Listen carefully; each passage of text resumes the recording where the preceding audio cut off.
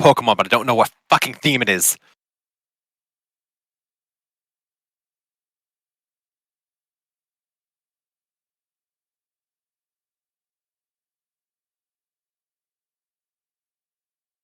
Okay, we're alive now, so say everything that violates Twitch's things.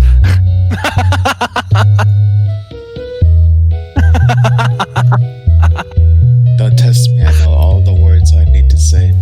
Perfect. Okay, fine. I guess it's not gonna matter that it hears you guys, because.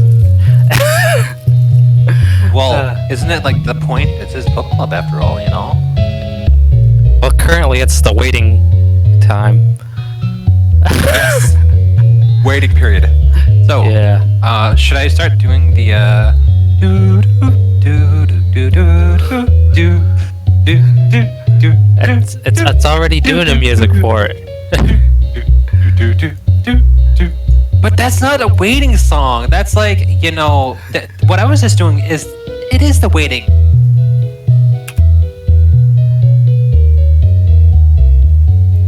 This is just like a nice little filler with Pokemon. It's waiting music. No, this is Pokemon. This is like me getting ready to start just trashing the gym leader.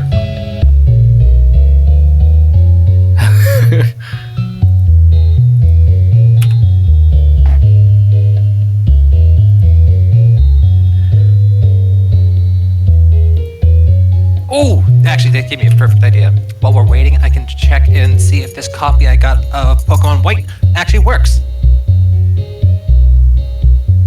Well, how old is a copy? Well, my brother found it in the car, just sitting somewhere, and he was like, "Oh, hey, have this." Swag. So yeah, checking, because I remember I had a copy that got wet and just got fried. So I'm wondering if it's that one. But I'm still trying to figure out how it got into the car. So I'm assuming it's not the one, so it might be a different copy of Void, but I don't know how it got into there. It's not like somebody did drop it, did they? No, it's totally fine. Like, it's just the cartridge. So, I mean, I found gate cartridges that we places on points. In the car, that's...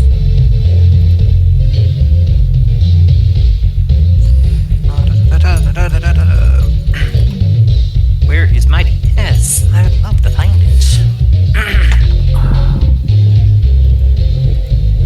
There you are. Oh well. Now, where is it? There you are. Should be. Yes, okay, this is really weird because I still have my copy of White in my DS case. So this is a completely foreign copy of Pokemon White for me.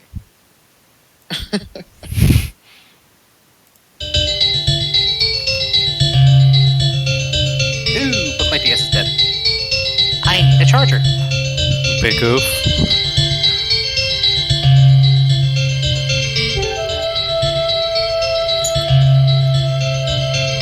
Good thing that I have like, what, 7 DS's floating around my room, all with chargers.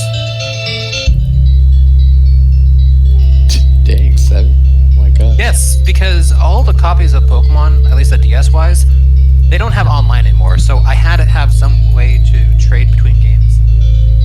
So I needed at least 1 DS, which turned into 2, then the 3. And I said, fuck it, I might as well get a handful just in case they start shit in the bed, which 2 of them already did. Dang, you're prepared with that. But isn't there a way to like save Pokemon? Using Not in DS. DS doesn't have Pokemon banking. If you're playing Sword and Shield, yes. But I have I'm right now using a DSi. Oh, DSi. Oh, I got you. I thought Pokemon Bank was available on like 2DS. No. Oh. It might, but I don't trust it because I've tried to play a 2DS. It destroys the resolution of the older gen games. Just because the screen on that side is much higher quality than what the game outputs, so it just destroys it and becomes a foggy mess.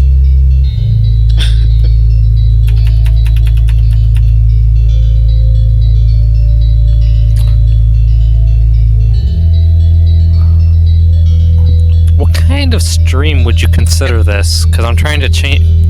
Would we consider it just chatting? Or what? Yes, chatting. Yeah, it's just chatting. Okay. I forgot to change. I forgot to change the category. Unless there's a category. Yep, this is definitely the water damage copy. Bring it back, nightmares, because I remember the copy I'm holding in my hand will not turn on. So this is definitely the one that got fried. Alright, gonna turn that down for just a moment. I need to get Chuku in here. Fuck, I think I had 500 Pokemon in this copy. I got fried. Was it just going to be us four, or is there anyone else joining as well? I don't think there is anybody else joining. I couldn't get a ton of people that... Everybody was interested. They say they're interested, but they won't bite.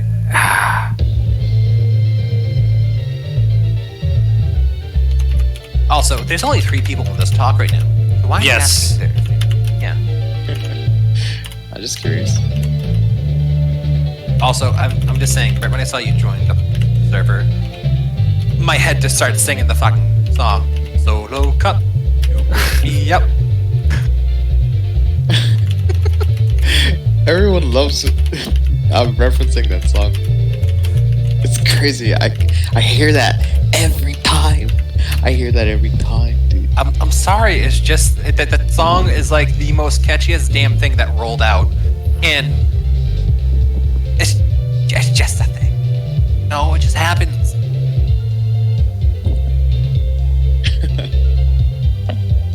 You know, I will. Later, after we're done here, I think I want to start a new run through a Pokemon Platinum. Okay, he's in the lobby.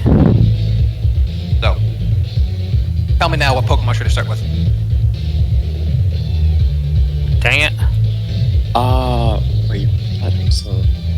Chimchar, Turtwig, How do you or move Piplup? to Turtwig. book club? Hey. Got you.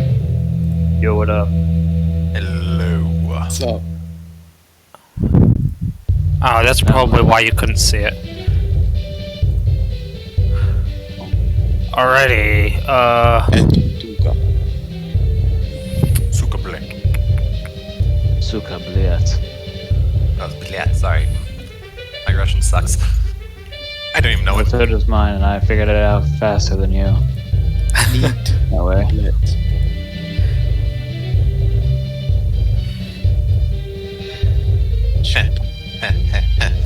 If you think this book appears thicker... Yes, I know, I'm a dirty mind. Shush. Oh no, I didn't even hear it. If It's you think literally this on the screen. book is thicker and contains more words than you found in the first published edition. In other words, they made it a chonky boy comparatively to the last copy. This is the Okay, hold on, extended, unfiltered version. alright, hold on, I gotta do the announcement. So. Okay. Alrighty, welcome to the first ever Shrimp City Book Club. Today, this is your host, DJ Terax, and today with my friends Solo Cup, Chuku, and Apricot, we are going to be delving into A Stranger in a Strange Land by Robert Heinlein. Alright. The world. Oh, shoot. There. And we're back. Okay, pretty much, essentially, so does everybody understand kind of what we're going for here? With the... Nope. book club? Sort of. Okay, Is it pretty like a much. standard book club? Like when we read a couple of chapters and then we discuss the chapters in between? Yeah, yeah. I guess some people have a different book club. Like when I was in school, that's kind of how we did it. Like we would read at the book club. Um,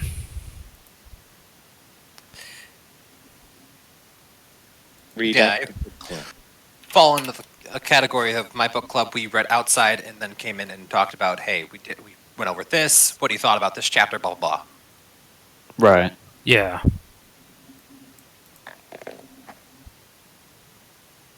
You know, I would assume you would read at a book club. Well, yeah, people read, but not really. We usually discussed about what we read previously, or the pretty much days following before book club. Mm-hmm.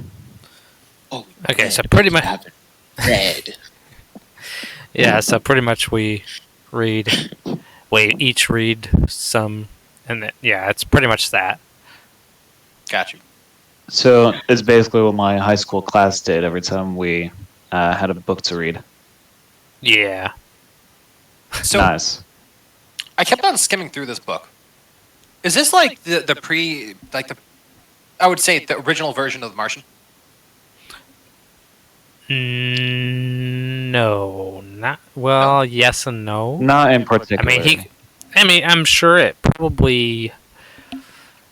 It probably came from this somewhat. Like it but- got some sort of yeah. derivation. I can't English. Nope, I'm not I even don't trying to think- pronounce that. I don't think The Martian was based off of this book, or it came from this book because this is like something different. It's like a man Yeah. coming to Earth and just figuring shit out. Really? Yeah. Well, First bit I was reading, he was sent to Mars. no. I think no. That was his parents. We'll get into that. But yeah. Oh! Yeah. So the very first. Okay, that's kind of. So, since Solo Cup Gotcha. thought it was awesome to read the preface, I'll let you read it, Solo Cup. All right, mind if I do? So here we go. So, do you have it on your own thing, or do I need to scroll for you? No, I have it on my own thing. Okay, cool. Not necessary. What about you, Chuku? I am on my own thing too. Alrighty. Yeah, I got my phone. Okay, cool. Let's do this. Preface. If you think that this book appears to be thicker and contains more words, then you found it in the first published edition of Stranger in a Strange Land. Your observation is correct. This edition is the original one. This edition is the original one, the way Robert Heinlein first conceived it and put it down on paper. The earlier edition contained a few words over 160,000, while this one runs around 220,000 words. Robert's manuscript's copy usually contained about 250 to 300 words per page. That's crazy. Depending on the amount of dialogue on the page. So, taking an average about 275 words, with the manuscript running 800 pages, we get a total of 220,000 words, perhaps a bit more.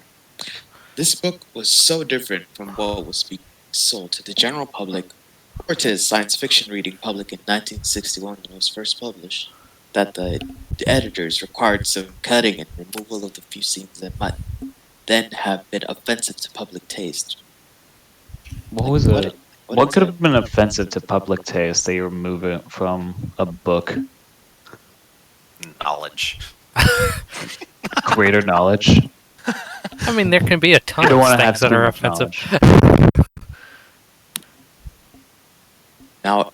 Now I really want The November 1948 issue of Astounding Science Fiction contained a letter to the editor suggesting titles for the issue of the year hence. Among the titles was to be a story by Robert A. Einfeld Gulf. Thank you for the And a follow. long conversation between. What was that? Oh, I was thanking somebody for a follow. Butterfly Blonde. Who was it I'll then? type it down. I'll type it down instead next time. Sorry. Nah, it's all good. You can interject whenever you want. No, he was already In a, going. He said, "Sorry." it's all good. In a long conversation between that editor, John W. Campbell Jr., and Robert, it was decided that there would be sufficient lead time to allow all the stories and the fan had title to be written, and the magazine to come out in time for the November 1949 date. Robert promised to deliver a short story to the Go with the title. Most of the other offers also went along the gag. This issue came to be known as the time travel issue. Robert's problem then was to find a story to fit the title assigned to him. So when he held a brainstorming session, among other unsuitable notions, I suggested a story about a human infant raised by an alien race. The idea was just too big for a short story, Robert said. But when he made a note about it, that night he went to his study and wrote some lengthy notes and set them aside. For the title Gulf, he wrote quite a different story. The notes sat in a file for several years, at which time Robert began to write what was to be Stranger in a Strange Land. However, the story didn't quite gel, and he set it aside. He returned to the manuscript a few times, but it was not finished until 1960. This was the version you now hold in your hands. In the context of 1960, Stranger in a Strange Land was a book that his publishers feared it was too far off the beaten path. So, in order to minimize possible losses, Robert was asked to cut the manuscript down to 150,000 words, a loss of about 7,000 words. 70,000, my bad. Oof. Sheesh. That's crazy. That's Other a changes bad were amount. for real. Fat. That thick. Other changes are Fat also thing. requested before the editor was willing to take a chance on publication. To take out about a quarter of a long, complicated book was close to an impossible task. But over the course of some months, Robert accomplished it. The final word count came out to be at 160,087 words. Robert was convinced that it was impossible to cut out anymore, and the book was accepted at that length. For 28 Now, I years, just it gotta remained mention- in that form. Yeah, what's up? That poor some bitch that had to count out each and every word. Oh, Oh yeah.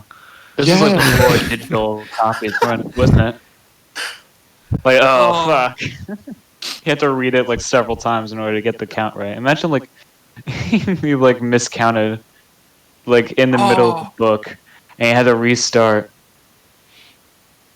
that is I can only bullshit. imagine. No, I'm sure they first person. probably, when it was on the page, they probably counted on a page and then just added up all the pages. They counted per page, They had to make- probably. Yeah, that's- they that's used, like, what a I tally figured. mark Average? system. Yeah, kind of.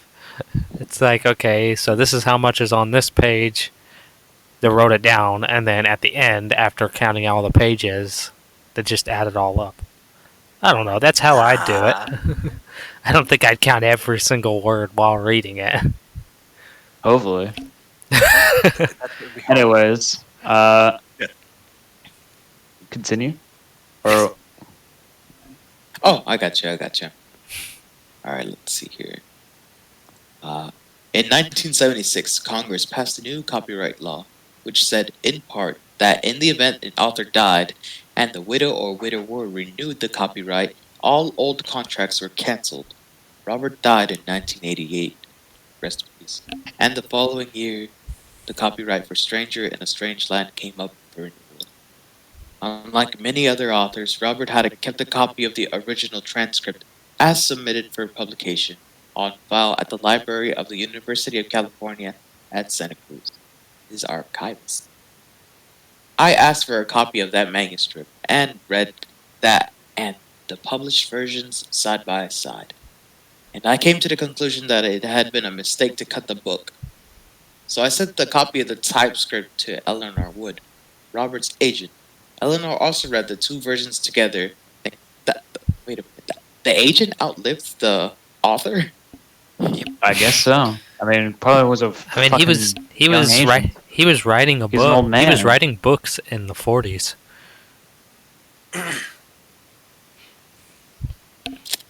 I would assume I don't know. It's weird. I would assume the agent would be older, right? It might I not can be. just imagine. I'm just envisioning now the agent just sitting having coffee, gets the mail. He pulls over. Wow, this is a really heavy envelope. Opens it up. It's the book again, and he's like, "I don't want to do this. I don't want to do this." I don't wanna... Oh my gosh. It just explodes into his lap. Like, oh fuck, I gotta review this. Oh my goodness. God, he Alright. got rid of it once. So, after the notification to the publisher, she presented them with a copy of the new/old version. No one remembered the fact that such drastic cutting had been done on this book. Over the course of years, all the editors and senior officers at the publishing house had changed. So this version was a complete surprise to them. They decided to publish the original version, agreeing that it was better than the cut one. You now have in your hands the original version of Stranger in a Strange Land, as written by Robert Anton Pine. The given names of the chief characters have great importance to the plot. They were carefully selected. Jewel means the father of all. Michael stands for who is like God. I'd leave it for the reader to find out what the other names mean. Virginia Highland County, California. So great for the author just make us do research on these names.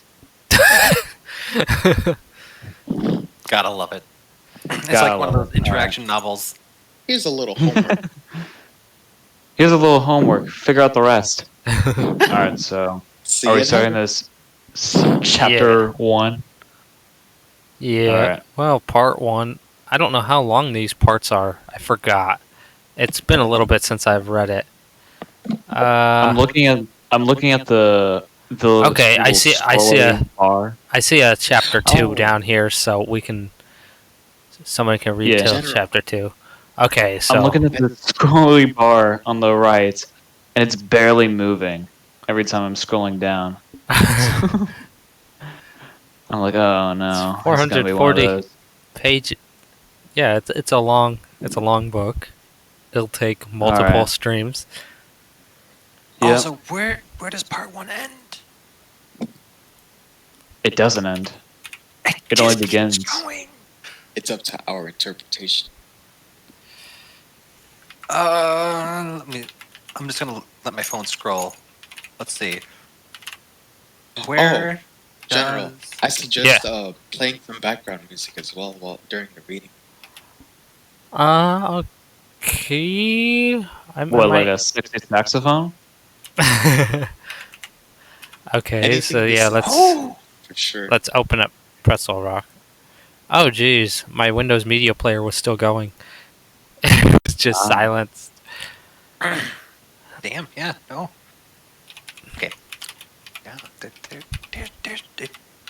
it's just part 1, period. Oh, That's like the entire story, just part 1. No, there's 4 parts to it. Yeah. Stations. I'm wanting to do it kind of quiet though, because I need to be able to concentrate too. Oh, just throw Ah. in some screamo then.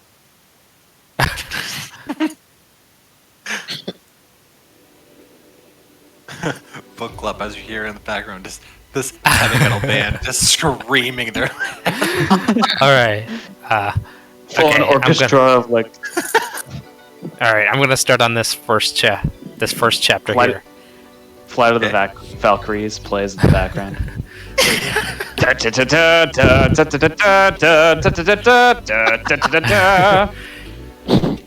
All right. Once upon a time, when the world was young, there was a Martian named Smith. Hold on, that might be a tiny bit loud. There. Smith? Valentine Michael Smith was as real as taxes, but he was a race of one. The first human expedition from Terra to Mars was selected on the theory that the greatest danger to man in space was man himself. At that time, only 8 Terran years after the founding of the first human colony on Luna, any interplanetary trip made by humans necessarily had to be made in weary free-fail orbits. doubly tangent semi-ellipses from Terra to Mars. 258 days, the same time for the return journey, plus 455 days waiting at Mars while the two planets crawled slowly back into relative positions, which would permit shaping the doubly tangent orbit a total of almost 3 Earth years. 3 Earth years.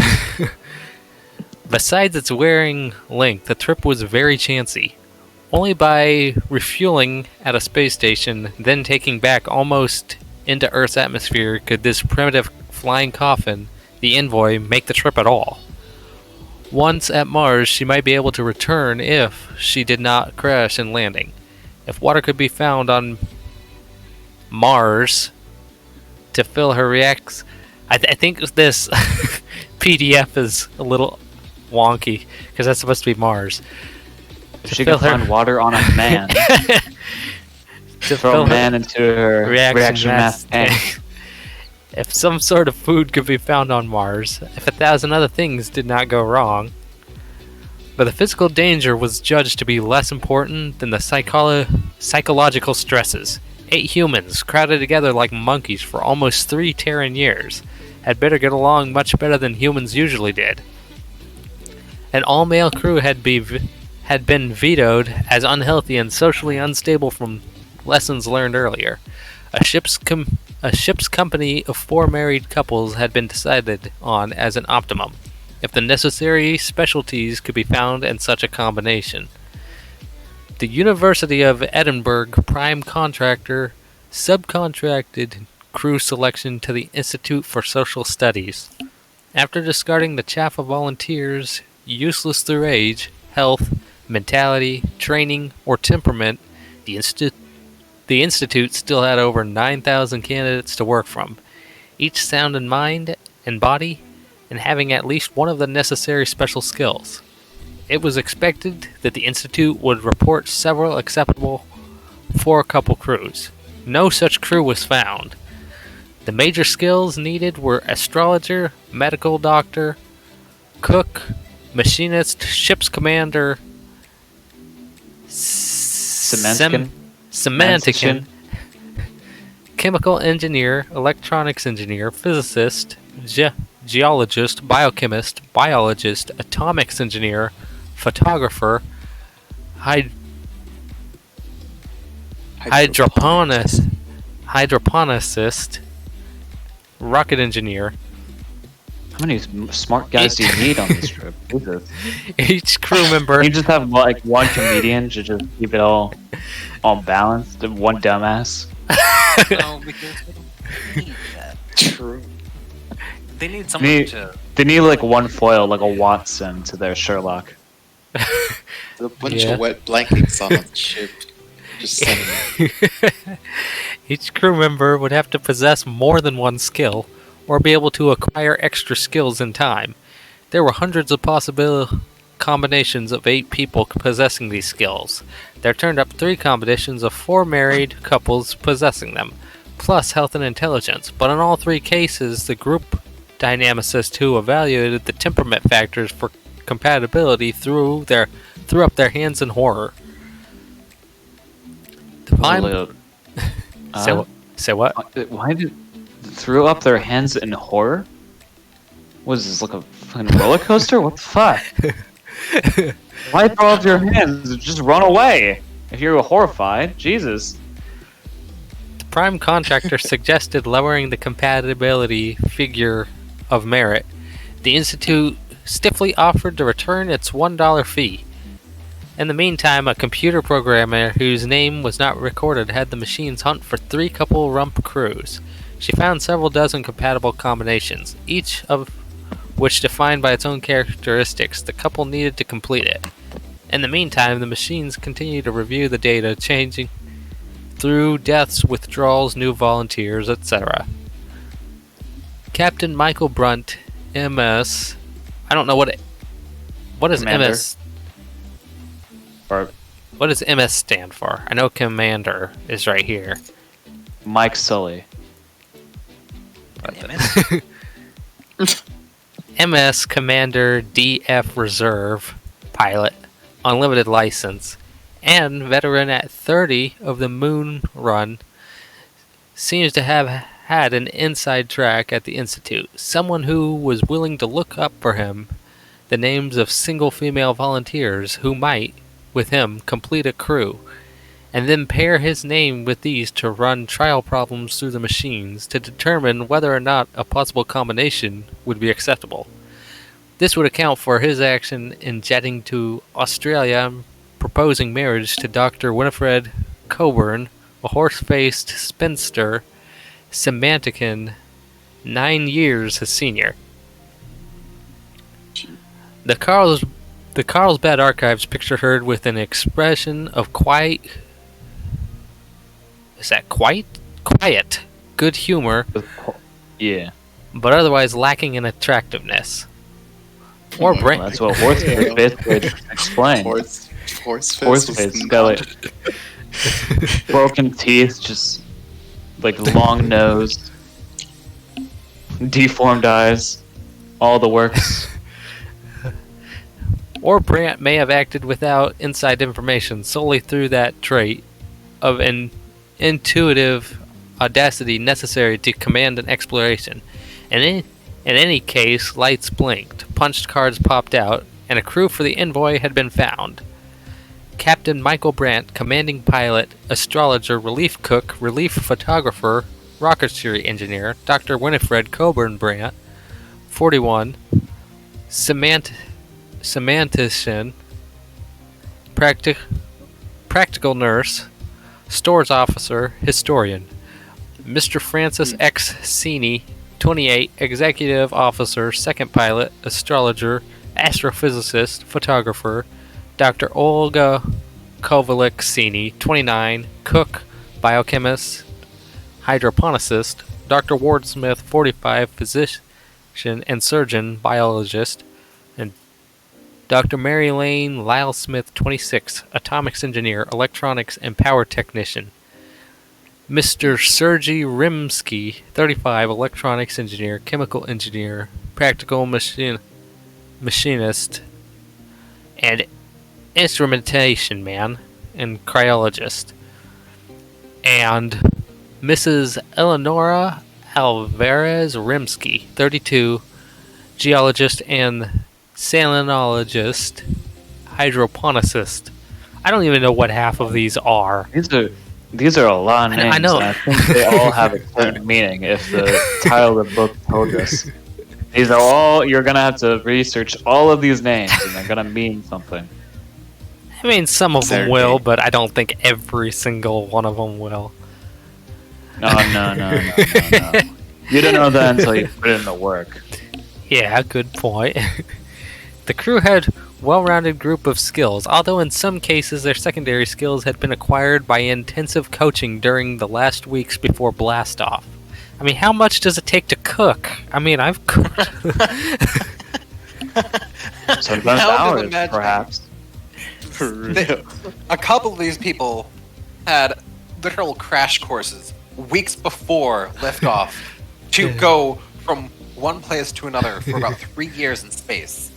Yeah.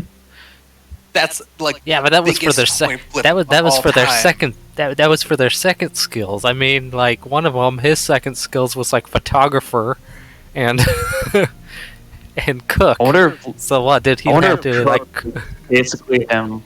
I wonder if Cook is he's in charge of all the fast food and all the preheat stuff. All the what do you call them? Fast heat? No. Oh, like you get Rations. space food stuff. Yeah, All instant the food. rations. Ah, Instant ramen. He's the one who takes care of all of that shit. More important, they were mutually compatible in their temperaments. Too compatible, perhaps.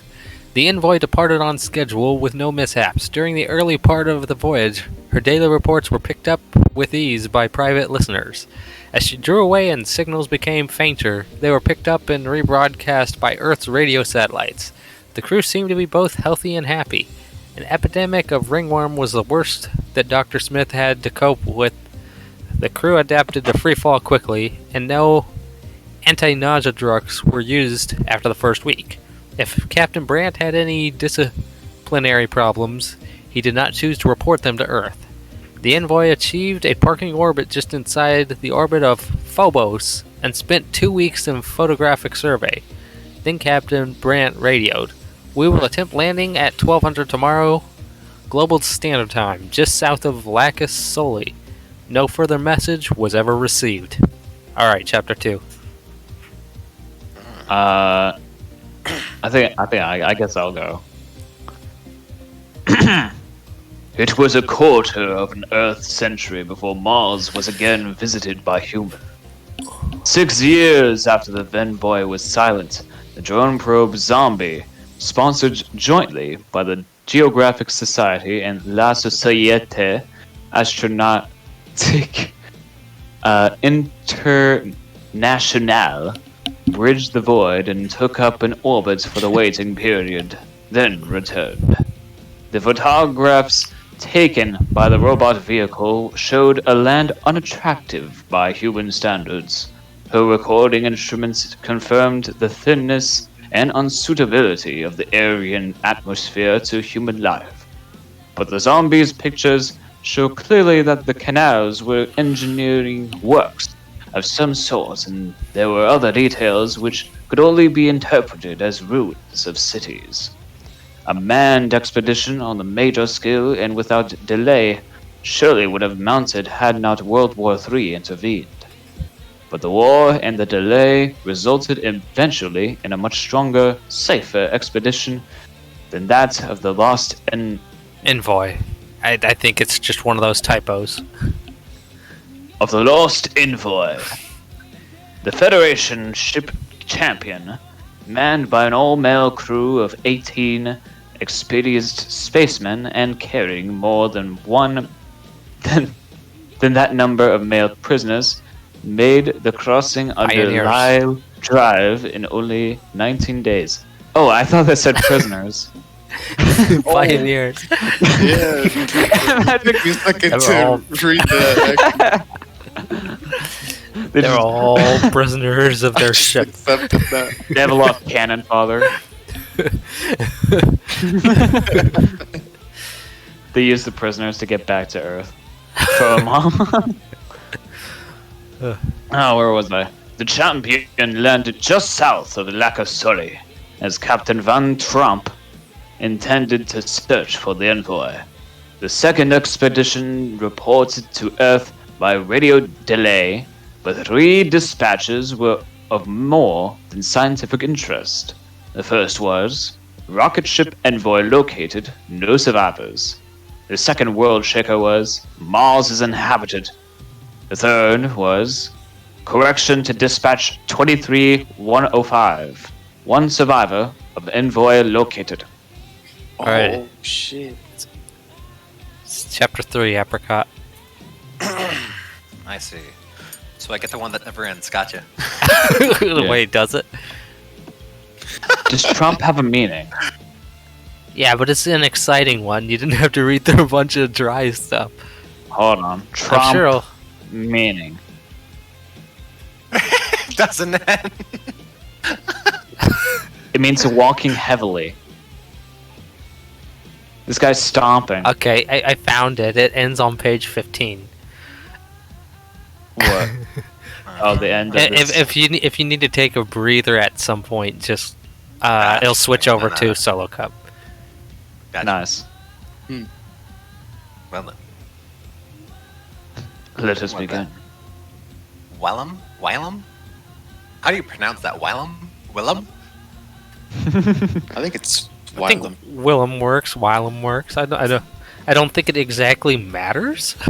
I think you just call him Will. Okay. Captain Will Van Trump was a man of humanity, good sense. He radioed ahead. My passengers must not be subjected to stain of public reception. Provide low grease shuttle, stretcher, and ambulance service. An armed guard. Send his ship surgeon Dr. Nelson along to make sure Valentine Smith was installed in the suite of Bethesda, fucking Bethesda Medical Center. Bethesda. Yep, Bethesda. I mean, Bethesda I is did- a location, I'm pretty sure. Yeah, but I love how it's Bethesda of all things. Yeah. Are they still working on Fallout, the new Fallout game, or No, they're gonna keep on profiting off of Skyrim for like the rest of it? Well, no, they're profiting off for Elder Scrolls. because So they're pretty now much working it's- on, Pretty much it's in Maryland. yeah. Ah, Maryland. All right, you can continue. Transferred gently into a hydraulic bed.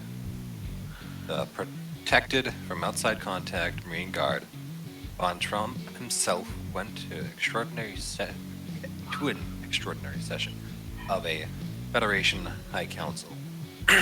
At the moment when Valentine Michael Smith was being lifted into bed, the High Minister for Science was saying testily granted Captain that authority has my words want to yes. Authority. The authority as a military commander of what nevertheless primarily scientific expeditions give to you the right to order an unusual medical service to protect the person temporarily in your charge. I do not see why you now presume to interfere with the proper functions of my development. Why Smith is veritable treasure trove of scientific information.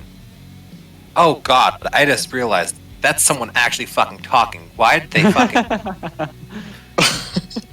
Oh wait, God. I see where the quote. Yeah, I see where the quote first first started. It's literally like quotation marks in the ground. Yep. Yeah. What the fuck is this? It's been This like man is that. trying to be fancy, but it ended up confusing us. Oh god, it gets worse from then on after. So, yes, I suppose he is, sir. Then after that, look at it. Fucking then why is both of them in the ground? Oh my god, what the fuck is this? What the I hell? don't know. Ow, are some of the quotation marks lazy? What the fuck? Oh, this. Whoever brought this PDF, they must have had just fun making this because. What is it? 200,020 words. So they had to make some sort of fun. What? What fun is confusing us with quotation marks in the ground? Oh, We'll find this man. the science. I want to find this man and put him in the ground. What about the science minister? Put him in the ground. He did break off and turn into the high minister. He turned to the High Minister. Nah, my he God. turned to be the high minister. At least for peace. What is this? Oh, in military security. Now I'm David? confused. Is this someone talking? David. Yeah, it's someone talking. The quotation marks are there. They're just sitting. This matter is obviously now in my jurisdiction. God, that is butchered, but yes, jurisdiction. Wait, I completely. Wait, hold on. What the? Where the fuck are you? David, it's a matter of now in my obviously in my jurisdiction. Oh, It's- well, I'm on yeah. the wrong part. Bro. You keep on going. I'll find my way. Here I am. Will you issue the necessary instructions to your people? After all, no one can keep persons of caliber of Professor Kennedy and Dr. Akajima. Imagine just two cooling their heels indefinitely. They don't stand for it. Now there will the quotation marks. Yes, because in the next two, they're sitting again. Yeah. Minister did not answer the glanced inquiry at Captain Von Trump. I have to remember Trump Boy. If you've ever played Divinity Original Sin, that's one of the characters' name. Trump Boy. So Trump man. Yes. Donald J. Van Trump. No, it's U for Trump. This is Trump. Captain That's what I Trump. Captain Von Trump to you. The captain shook his head. No, sir. Why not? Demanded the science minister. You have admitted that he is sick. Give the captain a chance to explain. Prairie. The peace minister advised. Well, Captain, Smith isn't sick, sir. Captain Von Trump said, peace minister, but isn't well either. He's never been in one gravity field. He now weighs more than 2.5 times what he used. Muscles aren't up for it. He is not used to Earth's normal air pressure. He's not used to anything, and strain is likely to be too much for him. Hell's bells, gentlemen. Hell's bells! Sorry. Hell's bells, gentlemen. Hell's bells, gentlemen! We need to like voices for these characters so that it's not just like Well, by all means I can, but I would say Well, wrong. go for Something like- Hell's bells. Nah. Remember make him feminine. I dare. Just something like this. Yes. I'm Hell's bells, gentlemen. I'm dog tired myself, just from being at 1G. Again, I was tired myself, just from being at the planet. The science minister looked contemptuous. Yes, the word Cunt. that will. Yes, it will avoid me in my dyslexia. If. Oh wait, who? This is Okay, his voice will be. Give him a lisp. Oh, Liz. If the acceleration fatigue is worrying you, let me assure you that, my dear captain, that we had anticipated that. His respiration and heart action will be watched carefully, and we are not entirely without imagination and forethought. After all, I have been out myself, and I know how it feels. This man Smith must. Captain Von Trump decided that it was time to throw a tantrum. He couldn't use it by his own fatigue. Very He felt as if he just landed on Jupiter. He was smugly aware that a high counselor could not afford to take too stiff of a line with a commander of the first successful second Martian expedition. Trump was bawling his eyes out with this tantrum. He's like rolling on the ground, pounding. I wonder if that was intentional too, because it is actually the second successful expedition. Yeah. Why? I'm wondering if the author actually No, meant to say it first. he did because it's the first successful one. They went there and they never came back. He was the first to go there and then come back. Yeah, they were supposed to go. They were supposed to come back. But technically they got there. It's just they're kind of like, we're out of gas. We can't get back. So Oh, a bunch of smart people and they can't figure out a way to get back. well, they're what, give or take, like, I don't know, a butt ton of miles away. Let's put it like that. Yeah, really, really far distance. Pretty much, I'm guessing the best case, if they're able to, let's say they crashed, best case to re-salvage the ship, they may be able to survive halfway the journey. Because sooner or later it's going to start tearing apart, if not on entry. So, Hey, yo, wait a minute. Wait, actually, continue reading. I just read something I wasn't supposed to read ahead. What bad? So, he interrupted with a snort of disgust. Link, this man Smith. This man, can't you see that he is just what he is not?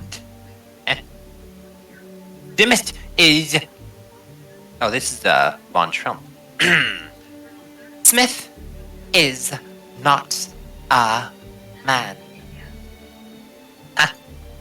Explain yourself, Captain. Smith is not a man. He is an intellectual creature with genes and ancestry of a man. But he is not a man. He is more of a Martian than a man. Until we came along, he had never laid eyes on a human. Thinks like a Martian. He feels like a Martian. He's been brought up by a race which has been nothing in common with us. Why? They don't even have sex. What? What? what do you mean? He's Wait, been what are you raised- getting confused about? They don't have sex. That's like Yes, but that's like an integral part of humankind, and Martians but- don't have sex. didn't originally Von Trump said Mars is not inhabited because he said, wait, correction, we found a single person. He said, No. He said it's inhabited, and then he said, "Oh wait, they do have a survivor." Oh, I see. Yeah, Oh. Okay. Martians don't have sex; they asexually reproduce. I think. Well, no, Seems like how that. how it was put, at least for me, I thought he meant like retracting his words. Like he saw the sole survivor. Is like, oh god, is that a fucking Martian? Man, it's inhabited. Wait, hold on. That's just a survivor. Never mind. Hold on. Come on, Billy. Just getting our hopes up. Wait, a Martian? God damn it, Billy, that's a fucking human. Call back. That was just a human. Oh, are you sir? That just look at him. He's crawling out on all fours. That's just a human being. Just We can't really explain this enough. That man is 100% human. God. That's why it just tripped me up because I thought it was just him by himself. But no, okay. So Smith has never laid eyes on a human woman. Still hasn't even if my orders have been carried out. He is a man by ancestry, a Martian by environment. Now, if you want to drive him crazy and waste that treasure trove of scientific information, call in your fat-headed professors and let them badger him. Don't give him a chance to get well and strong and used to this madhouse. Used to. What? Used. Yes, but why'd they put the D at the end of used? Huh? Used What? to. Used to. He used to. That's how you do it. He- That's how you do it. Yeah, that's how you do it. Wrong. Right? Fuck No it. wonder No wonder I got shit grades. Oh. Because I wouldn't without D. Just used to. He had to get used to this madhouse planet. Because that's how they put it. Yeah, used to this madhouse planet. He's not used to it. Come on, Trump, pull yourself together. And just go ahead and squeeze him like an orange. It's no skin off me. I've done my job. Ensuring the ensuing silence is broken smoothly by the Secretary General Douglas himself. Good. And a good job, too, Captain. Your advice will be weighed and assured that we will not do anything hasty. This man, or Martian man's, needs a few days to get adjusted. I'm sure that the science can wait, so take it easy. Pete, let's table this part of the discussion, gentlemen, and get on to the matter. Captain Von Trump, tired. Who's this? The minister. Him. I don't. Yes, I don't have a voice for him. Lisp. Are you No, sure? that was the Lisp was a science man. Oh, yeah. Science man. Alright. Fuck. Just random one. One thing won't wait. One thing won't wait. One thing won't wait. Said the Minister of Public Information. Chuck. We don't show the man from Mars. And in the stereo tanks, pretty shortly, you'll have a riot on your hands, Mr. Secretary. The Secretary, yeah. We don't have a voice for the Secretary then. Fuck. Who's the Secretary? You exaggerate. Dang Give it. him like a fucking deep ass voice.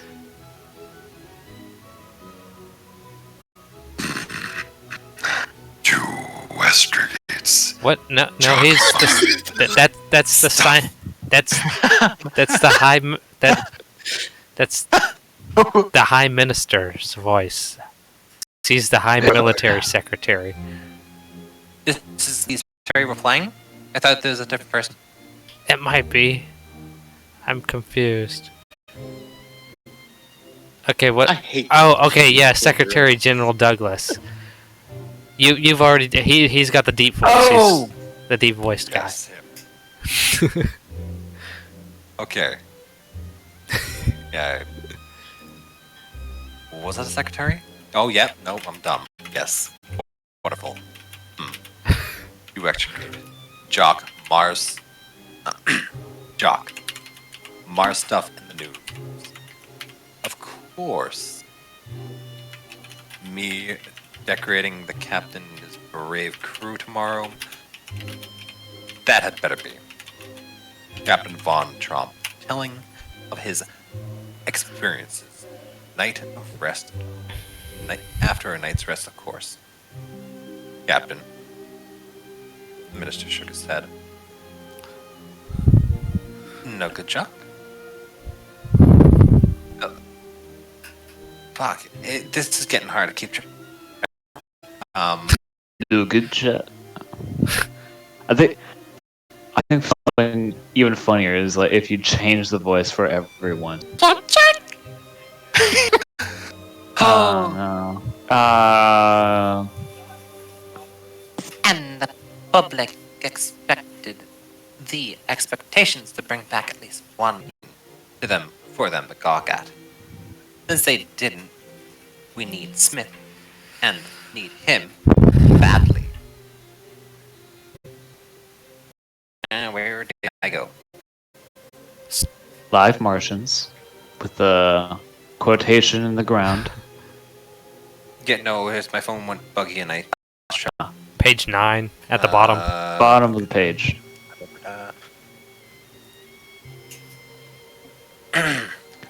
Come on, man. Get it. Get back in line, mate. Gotta read Yes. this. Gotta read this fucking storybook. Come on. Live Martians.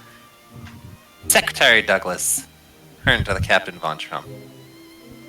You have mentioned of Martians, haven't you? Movies. Oh, movies. Movies. So it's such a different thing. Read the read the quote. You have, It's movies. Movies of Martians. movies of Martians. It's It should be mentions because he mentioned Martians, and now they're playing Martians thousands of feet of have them. Well, he's Thousands saying of feet. because they have movies of Martians. Like he's excited about Martians. He's like, live Martians? You have movies of Martians, haven't you? As if like saying, yeah, we have movies of Martians. Yeah, I see what you mean. oh, like recorded. Yeah, like Yeah. people have movies. Thousands of Oh, rolls. There's your answer. Jog. There's your answer. When we live, we when the live stuff gets thin, trot on the movies of Martians. The people will love it. Now, Captain, about this possibility of it. Oh gosh. Ooh. Extraterritorial? What? Extraterritoriality. Extraterritoriality. Good lord, that's a word. Ha! I love it now. The Martians were not opposed to it. Oh, no, sir. But they were not for it either. I don't follow. Captain Von Trump chewed his lip. I don't know just how to explain it. Talking with Martians is something like talking with an echo. You don't get any argument, but don't get any results either. Semantic difficulty. Perhaps you should have brought his man. What's his What's his name? What name? Yes, this is the first time I've seen it spelled out. It messed me up. Oh, I want to meet the guy who transcribed all of this into this large ass PDF. I want to meet this man. See, like, what's his thought process on the entire thing? Semantics.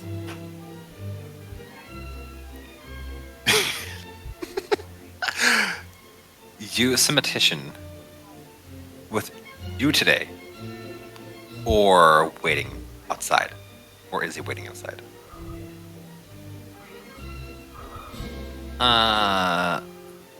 What? I think that's Mum. Ma Mound. No. Muhammad. This man Mom talking to Mom and Mama. Mahmoud, sir. Yeah, Mama. Mahmoud. No, Dr. Mahmoud is not well. A slight nervous breakdown, sir. Von Trump reflected that he's being dead drunk was the moral of equivalent, therefore.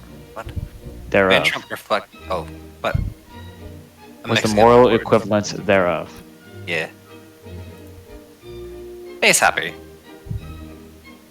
A little, sir. These damned groundhogs. Wait, What, was that an exclamation by the author? What the fuck? yes, it was. What? Also, Or- why, Was that like a misplaced quotation? or is this someone? Oh, I think I see what it is. So he forgot to put the enter and ended up putting another quote. So it's supposed to be a little, perhaps, sir. And as someone replies, "Fucking groundhogs," or "These damned groundhogs." I wonder Well- what. I wonder if groundhogs could be like a racial slur in this new like timeline. Fucking groundhogs. Oh yeah, because everybody's going to space. So yeah, that is what it is. It's been a while since I've read this book. So, Earthbound fuck nuggets. bound fuck nuggets. Pretty much. 1G dickheads. Well, we'll fetch him around, and when he feels himself, young man Smith should be of help as an interpreter. Perhaps, Von Trump said doubtfully. This man Smith was busy at the moment, just staying alive. His body unbearably compressed, and his weakened by strange shape of space. In this unbelievable place was the last somewhat relieved by the softness of the nest in which the others had placed him in, or placed him. He dropped the effort of standing it, and turned his third eye and third level. I don't know how he got eye, but cool. Turned his third level to his respirating. I am butchering everything. Yes. Turned his third level to his respiration and heartbeat. I think I'll take a break now because I'm just crap at reading. Hold on, I've got this. I've got this. He saw at once that he was about to consume himself. His lungs were beating almost as hard as they did at home. His heart was racing to distribute the influx ale in an attempt to cope with the squeezing of space, and this in a situation in which he was smothered by poisonous, rich, and dangerously hot atmosphere. He took immediate steps. When his heart rate was down to 20 per minute and his respiration almost imperceptible. Okay, no, I got that right. Imperceptible. He sent them at that and watched himself long enough to assure himself that he would not inadvertently discorporate while his attention was elsewhere.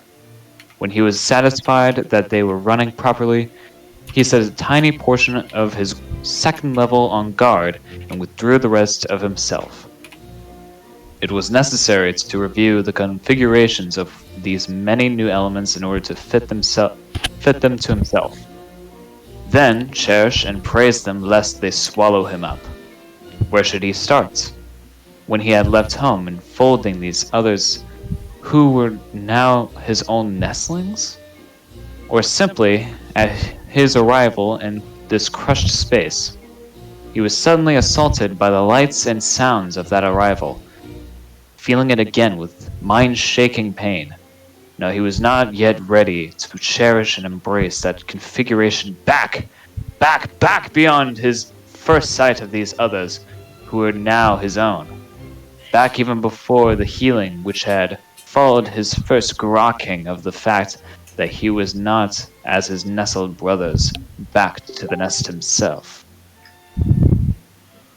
What's grokking? What's grokking? You'll figure it out. It's Oh, I'm looking it up now, actually. well, it's in the book. You figure it out. Ah, I see. Okay. None of his thinkings had been in earth symbols. Simple English he had freshly learned to speak, but much less easily than a Hindu uses it to trade with a Turk. Smith used English as one might use a code book, with tedious and imperfect translation for each symbol.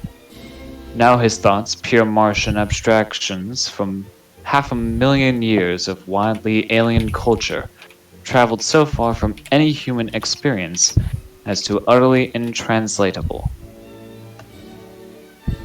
In the adjoining room, an intern, Dr. Tad Thaddeus, was playing cribbage with Tom Meacham, Smith's special nurse.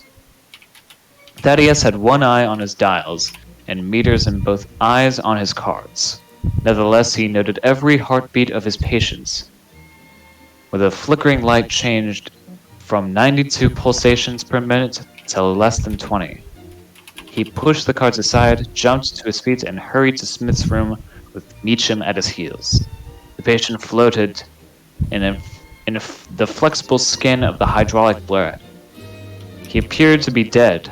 Thaddeus swore briefly and snapped, "Get Dr. Nelson!" Meacham said, "Yes, sir," and added, "How about the shock, yes, sir? He's far down." "Get Dr. Nelson!" The nurse rushed out. They intervened, examined the patient as closely as possible, but refrained from touching him. He was still going, so when an older doctor came in, walking with the labored awkwardness of a man long in space and not yet adjusted to high gravity. "Well, doctor?" "Yeah, I'm gonna I've got to actually leave to eat, so I'll leave the rest of you guys." Gotcha. Yeah, I need to run an errand quick as well. I'll come back as well. How long is it gonna be? About like 30 minutes. Or 10 to 20 minutes actually, now I think about it. I'm leaving Okay. at the 30 mark. You're leaving at what? At the mark of 30. What? Like 5:30. Okay. All right. You Oh, wanna thank you wanna read some? Yeah, Solo. I'll read some before I have to leave. All right. Okay. Start up. Patient's respiration, temperature, and pulse dropped suddenly. About 2 minutes ago, sir. What have you done for him? Or to him? Nothing, sir. Your instructions. Good. Nelson looked over Smith. No, Nelson looked Smith over briefly, then studied the instruments back of the bed, twins of those in the watch room. Let me know if there's any change. He started to leave. Thaddeus looked startled. But doctor, he broke off. Nelson said grimly, "Go ahead, doctor. What is your diagnosis?" I don't wish to sound off about your patient, sir. Never mind. I asked for your diagnosis. Nurse. Very well, sir. Shock atypical, perhaps, he hedged. But shock, leading to termination. Nelson nodded. Reasonable enough. But this isn't a reasonable case. Relax, son. I've seen this patient in this condition half a dozen times during the trip back. It doesn't mean a thing. Watch. Nelson lifted the patient's right arm and let it go. It stayed where he had left it. Catalepsy? Asked Thaddeus. Call it that if you'd like. Calling a tail a leg doesn't make it one. Don't worry about it, doctor. There's nothing typical about this case. Just keep him from being bothered and call me if there's any change. He replaced Smith's arm. When Nelson had left, Thaddeus took one more look at the patient, shook his head, and joined Meacham in the watchroom. Meacham picked up his cards and said, "Crib?" Oh. No. Meacham. The way they spell it sometimes. Meacham waited, then added, "Doc, if you ask me, that one in there is a case for the basket before morning." No one asked you. My mistake. Go out and have a cigarette with the guards. I want to think. Meacham shrugged and left. Thaddeus opened the bottle drawer, took out a bottle, and poured himself a dose intended to help his thinking. Meacham joined the guards in the corridor. They straightened up, then saw who it was and relaxed. A taller Marine said, "Howdy, pal. What was the excitement just now?" "Nothing much. The patient just had quintuplets, and we were arguing about what to name them. Which one of you monkeys has got a butt? And a light?" The other Marine dug a pack of cigarettes out of a pocket. "How are you fixed for section?" he asked bleakly. "Just indolent, thanks." Oh, that's Meacham. Meacham stuck the cigarette in his face and talked around it. "Honest to God, gentlemen, I don't know anything about this patient. I wish I did. What's the idea of these orders about? Absolutely no women. Is he some kind of sex maniac?" Not that I know of. All that I know is that he brought him in from the champion and said that he was to have absolute quiet. The champion, the first Marine said. Of course, that accounts for it. Accounts for what? It stands to reason he ain't had any. He ain't seen any. He ain't touched any for months. And he's sick, see? If he was to lay hands on any, they're afraid he'd kill himself. He blinked and blew out a deep breath. I'll bet I would. Under similar circumstances. No wonder they don't want no limbs around him. Smith had been aware of the visit by Doctor, but he had grokked at once that their intentions were benign. It was not necessary for the major part of him to be jerked back from where he was. At the hour of morning, when human nurses slap patients' faces with cold, wet cloths under the pretense of washing them, Smith returned from his journey. He sped up his heart, increasing his respiration, and again took note of his surroundings, viewing them with serenity. He looked the room over, noting without discrimination and with praise all its details, both important and unimportant. He was, in fact, seeing it for the first time, as he had been incapable of unfolding it when he was been brought there the day before. This commonplace room was not commonplace to him. There was nothing remotely like it on all. Nor did it resemble the wedge-shaped metal-walled compartments of the champion. But having relived the events linking his nest to this place, he was now prepared to accept it, commend it, and in some degree to cherish it. He became aware that there was another living creature in the room with him, a granddaddy Longlegs that was making a futile journey down from the ceiling, spinning as it went. Smith watched it with delight and wondered if it were the nestling form of a man.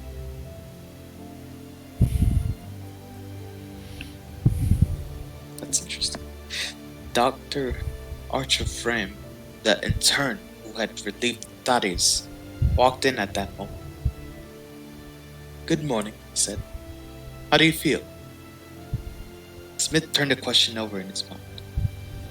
The first phrase he recognized as a formal sign, requiring no answer, but which could be repeated or it might not be.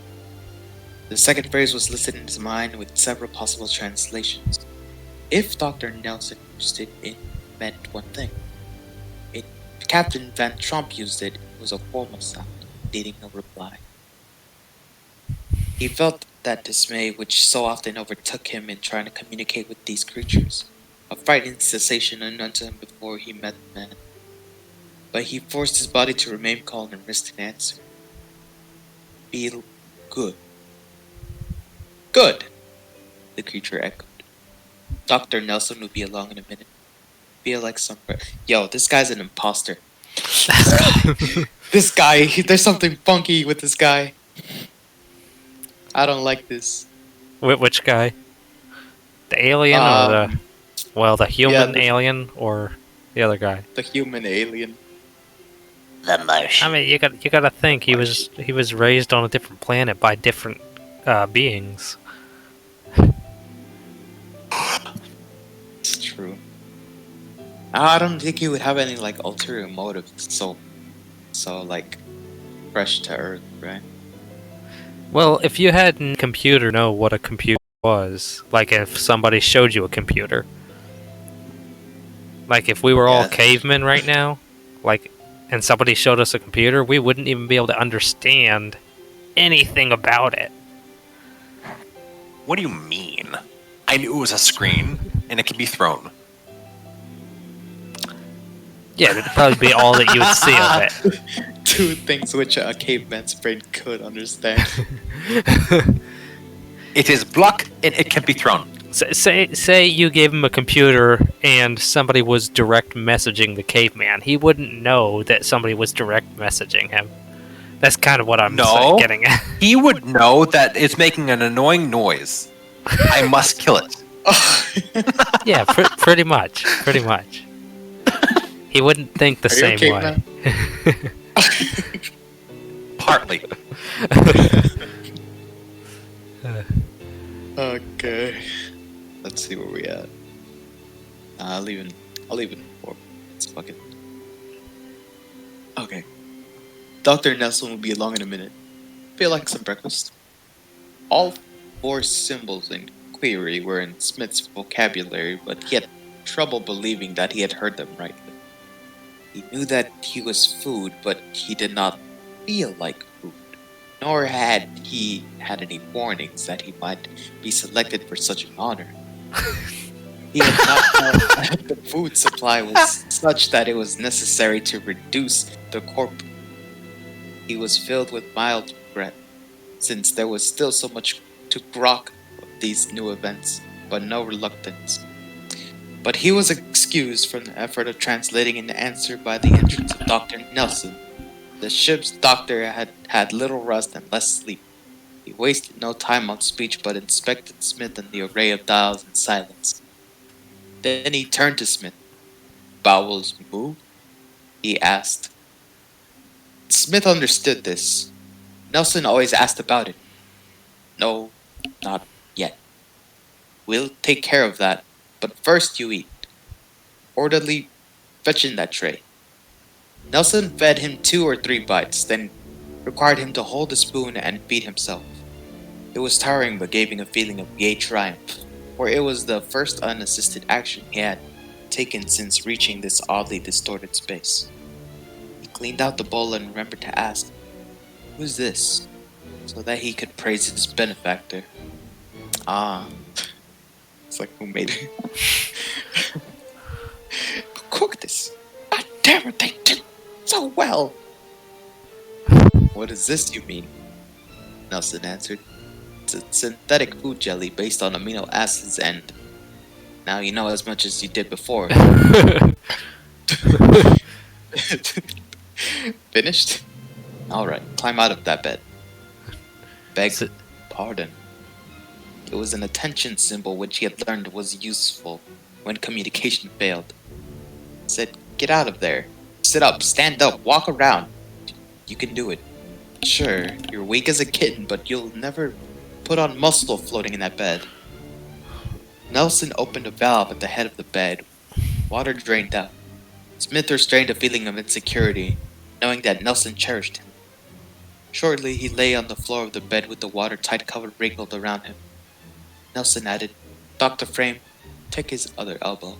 We'll have to help him and steady him." With Dr. Nelson to encourage him and both of them to help him, Smith stood up and stumbled over the rim of the bed. "Steady.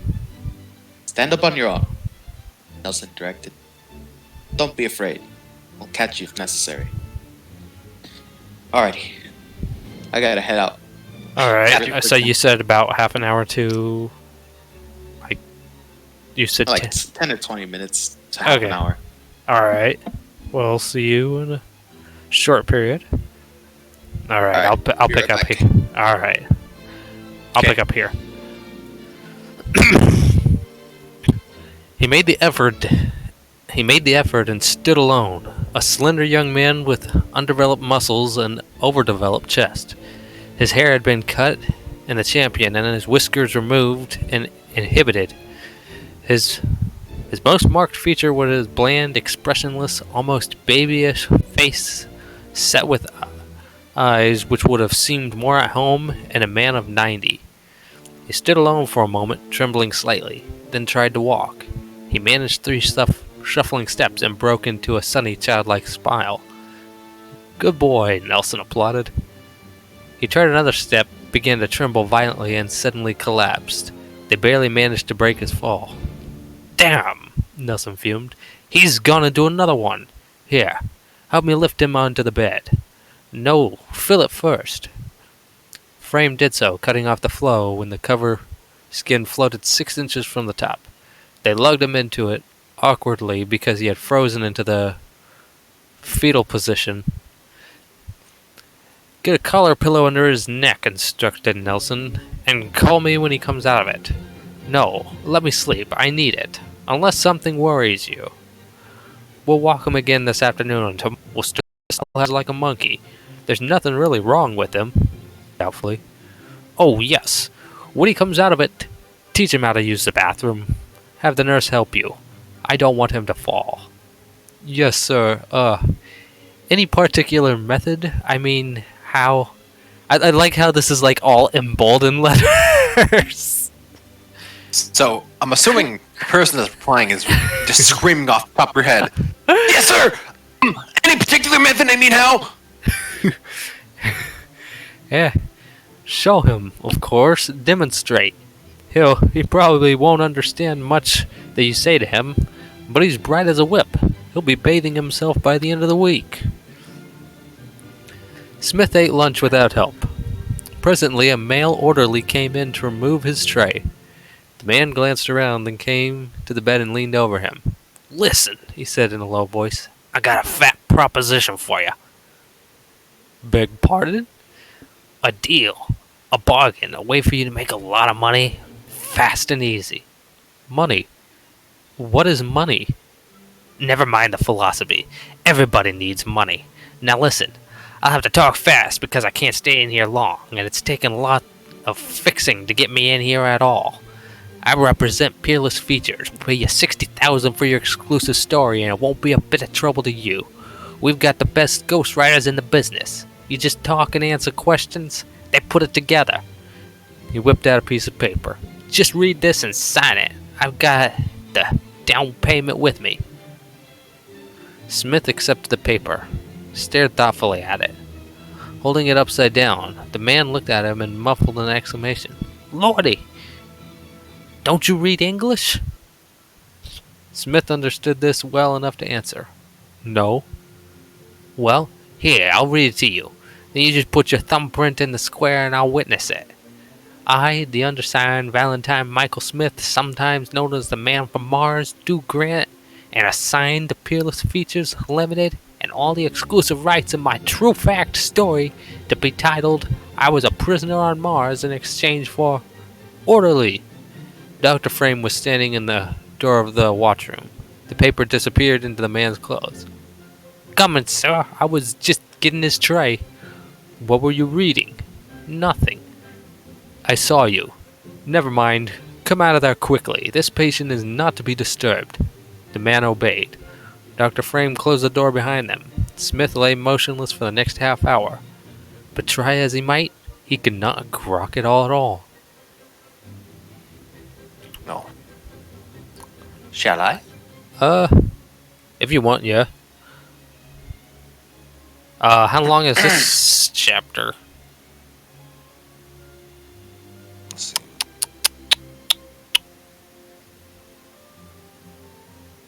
Go. Yeah, this is a really long chapter. This is a long one. Hmm. How many pages? I'm still scrolling.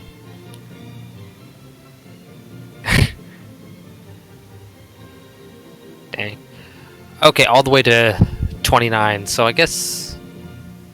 Oh, 29. 29.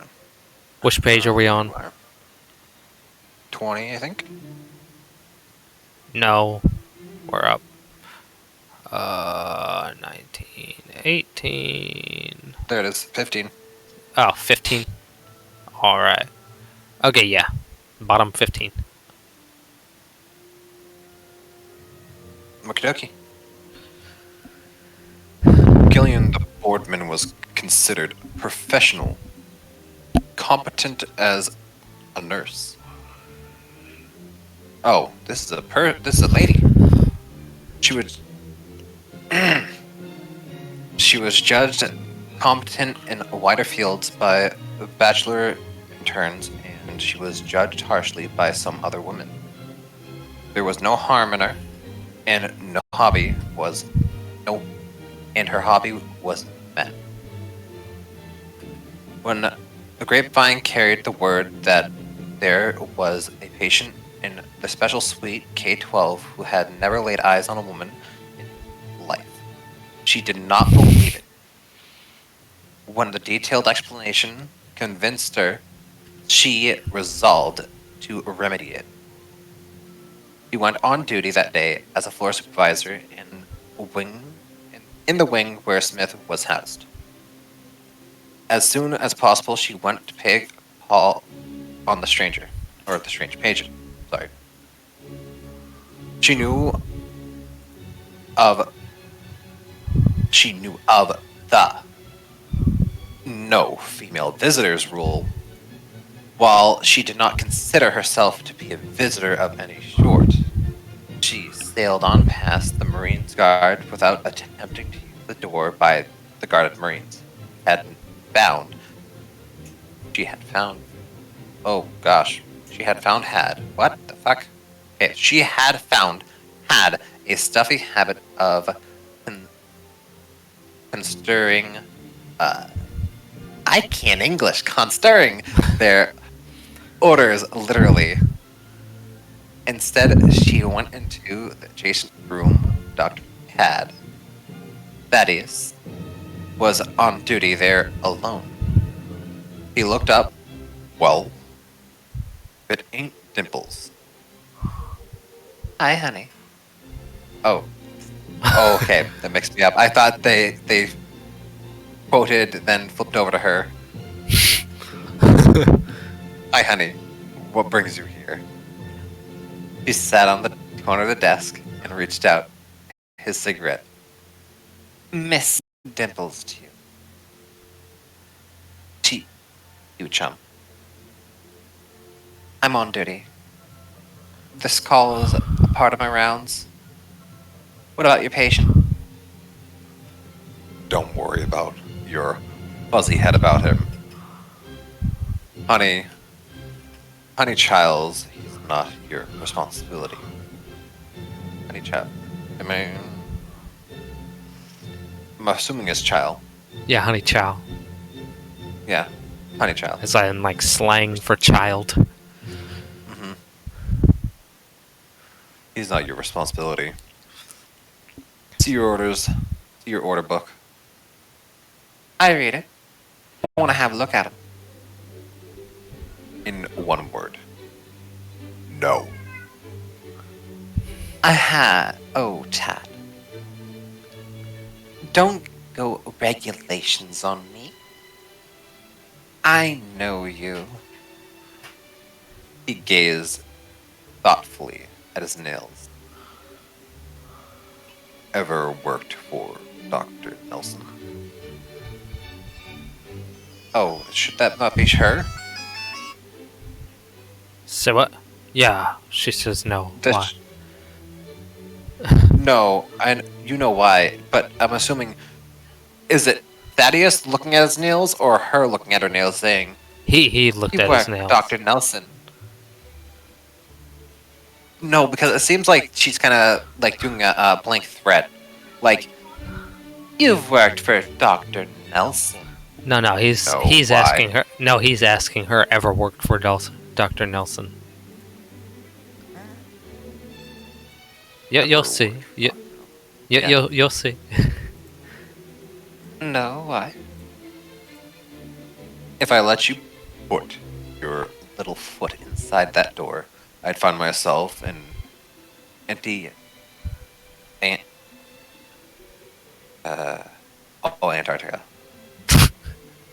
So, it's been a long day. All good. I'd find all myself good. in Antarctica early tomorrow, prescribing for prescribing for penguin. Chiblin, Palbons? What? I don't. Chillblains. I think it's. I think it's chill brains or something like that. I don't know. Like I said, sometimes some of this is lost through the PDF. Ugh. Chiblins. I'm assuming like the kid penguins or something like that. Penguin. Prescribing for penguins. Yes, it is. She's trying. Or I'm guessing what it's supposed to be saying. Prescribing for penguins' children. Oh, could be. So, switch your fanny out of here and go bother your own patients. I wouldn't want him ever to catch you in the watch room. He stood up. Is Dr. Nelson likely to come popping in? Not likely. Unless I send for him. He's still sleeping off the low G fatigue. So? And what's the idea of being so duty-struck? That's all, nurse. Very well, doctor. She added. Figure. Jill! And stuffed shirt, too. He sighed. Still. Oh. Still okay for Saturday night? She shrugged. I suppose. A girl can't be fussy these days. She went to the back of her duty station when she went back to her duties. Found that her services were not in immediate demand. Picked up a passkey. She was. Balked. Oh, yes. She walked, but. No, she was balked. Walked. What's that mean? It's a word. Hold on. Let me look up the definition to get it right. Balked? Yeah. So to balk is to hesitate or be unwilling to accept an idea or undertaking. Oh.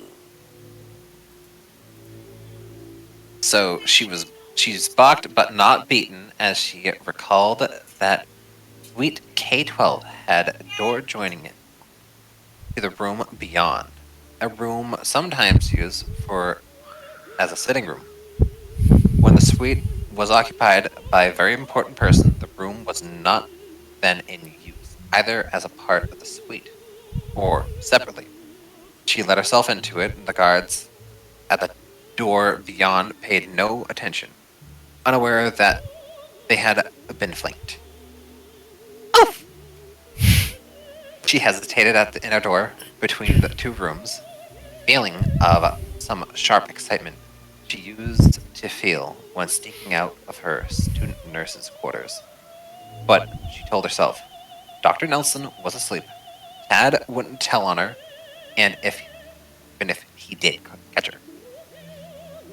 She didn't blame him for keeping his finger on his number, but he wouldn't report her.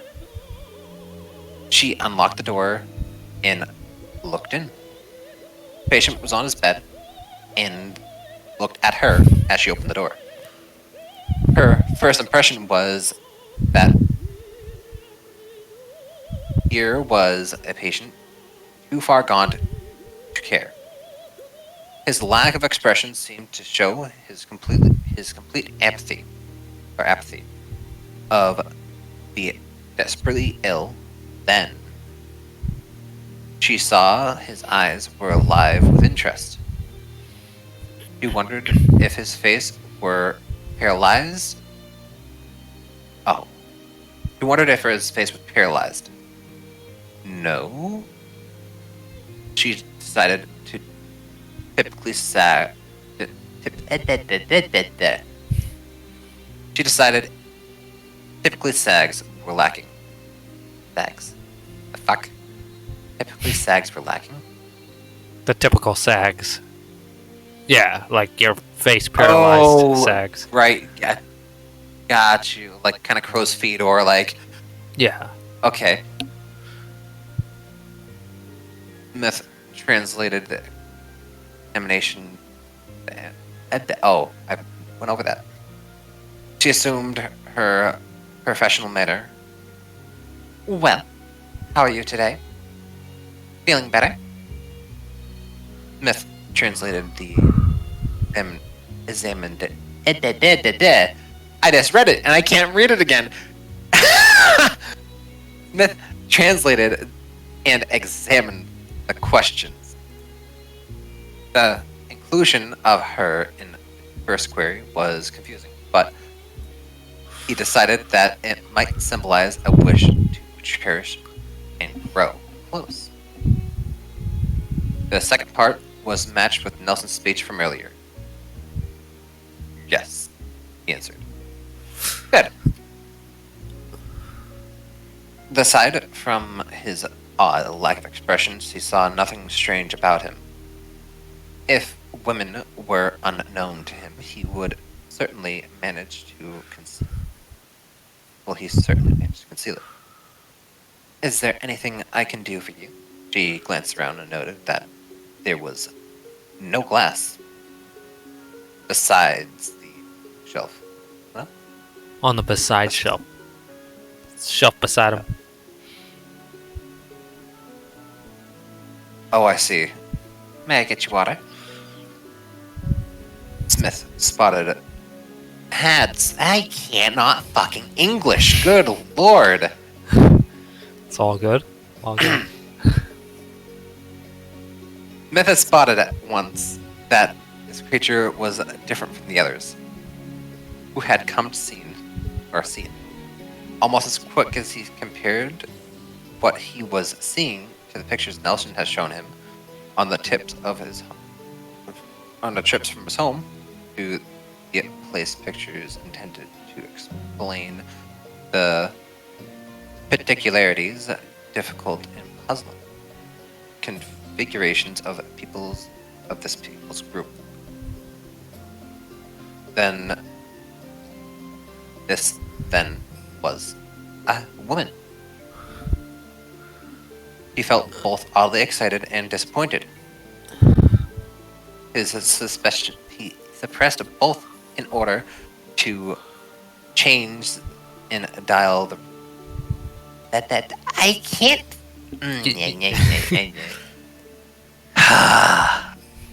You want me to? Please. He felt both oddly excited and disappointed. He suppressed both in order that he might grok deeply. With such success that Dr. Thaddeus noticed no change in the dial readings in the next room. But when he translated the last query, he felt such a surge of emotion that he almost let his heartbeat increase. He caught it in time and chided himself for an undisciplined nestling. Then he checked his translation. No, he was not mistaken. This woman creature had offered him the water ritual. It wished to grow closer. With great effort, scrambling for adequate meaning in his pitifully poor list of human words, he attempted to answer with due ceremoniousness. I thank you for water. May you always drink deep.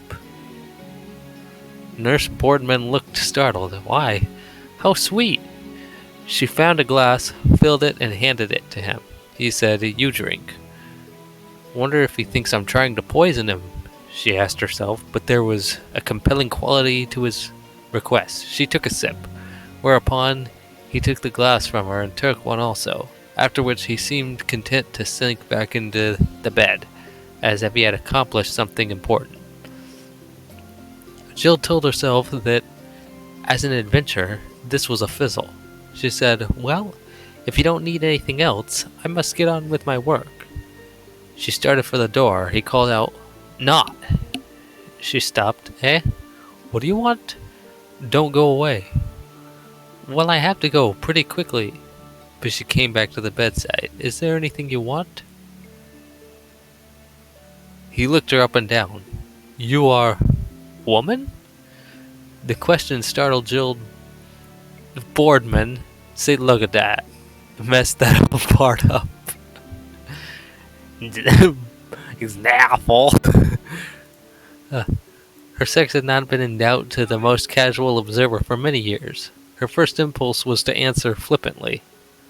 But Smith's grave face and oddly disturbing eyes checked her.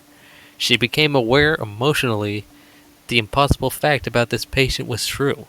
He did not know what a woman was. She answered carefully, Yes, I am a woman. Smith continued to stare at her without expression. Jill began to be embarrassed by it. To be looked at appreciatively by a male she expected and sometimes enjoyed but this was more like being examined under a microscope. He stirred restlessly. I look woman, don't I? I do not know, Smith answered slowly. How does woman look? What makes you woman? Well, for pity's sake! Jill realized confusedly that this conversation was further out of hand than she had had with a male since about her 12th birthday. You don't expect me to take off my clothes and show you? Smith took time to examine these verbal symbols and try to translate them. The first group, he could not grok at all. It might be one of those formal sound groups these people so often used, yet it had been spoken with surprising force, as if it might be be a last communication before withdrawal. Perhaps he had so deeply mistaken right conduct in dealing with a woman creature that the creature might be ready to discorporate at once. He knew vaguely that he did not want the nurse to die at that moment, even though it was certainly its right and possibly its obligation to do so. The abrupt change from the rapport of the water ritual to a situation in which a newly won water brother might possibly be considering withdrawal or discorporation would have thrown him into panic had he not been consciously suppressing such disturbance. But he decided that if Jill died now, he must die at once. Also, he could not grok in any otherwise, not after the giving of water. The second half of the communication contained only symbols that he had encountered before. He grokked imperfectly. The intention, but there seemed to be an implied way out for him to avoid the crisis by acceding to the suggested wish. Perhaps if the woman took its clothes off, neither of them need discorporate. He smiled happily. Please. Jill opened her mouth, closed it hastily. She opened it again. Huh? Well, I'll be darned. Smith could grok emotional violence and knew that somehow he had offered the wrong reply. He began to compose his mind for discorporation, savoring and cherishing all that he had been and seen with especial attention to this woman creature. Then he became aware that the woman was bending over him, and he knew that somehow that it was not about to die. It looked into his face. Correct me if I'm wrong, it said. But were you asking me to take my clothes off? The inversions and abstractions required careful translation, but Smith managed it. Yes, he answered, while hoping that it would not stir up a new crisis. That's what I thought you said. Brother, you aren't ill. The word brother he considered first, the woman reminding him that they had been joined by the water ritual. He asked the help of his nestlings that he might measure up to whatever this new brother wanted. I am not ill, he agreed. Though I'm darned if I know how to cope with whatever is wrong with you, but I won't peel down, and I've got to get out of here. It straightened up and turned again towards the side door, then stopped and looked back with a quizzical smile. You might ask me again real prettily under other circumstances. I'm curious to see what I might do. The woman was gone. Smith relaxed into the waterbed and let the room fade away from him. He felt sober triumph that he had somehow comforted himself so that it was not necessary for them to die. But there was much new to grok. The woman's last speech had contained many symbols, bleh, new to him, and those which were not new had been arranged in fashions not easily understood. My thumb is rubbing off on you. No, I'm trying to figure out how to. But he was happy that the emotional flavor of them had been suitable for communication between water brothers, although touched with something else both disturbing and terrifyingly pleasant. He thought about his new brother, the woman creature, and felt odd tingles run through him. The feeling reminded him of the first time he had been allowed to be present at a discorporation, and he felt happy without knowing why. He wished that his brother, Dr. Mahmoud, was here. There was so much to grok, so little to grok from. Jill Boardman spent the rest of her watch in a mild daze. She managed to avoid any mistakes in medication, and she answered from reflex the usual verbal overtures made to her. But the face of the stayed in her mind, and she mulled over the crazy things he had said. No, not crazy, she corrected. She had done her stint, psychiatric warts, and she felt certain that his remarks had not been psychotic. She decided that innocent was the proper term. Then she decided that the word was not adequate. Her expression was His expression was innocent, but his eyes were not. What sort of creature had a face like that? She had once worked in a Catholic hospital. She suddenly saw the face of the man from Mars surrounded by the headdress of a nursing sister. A nun. The idea disturbed her, for there was nothing female about Smith's face.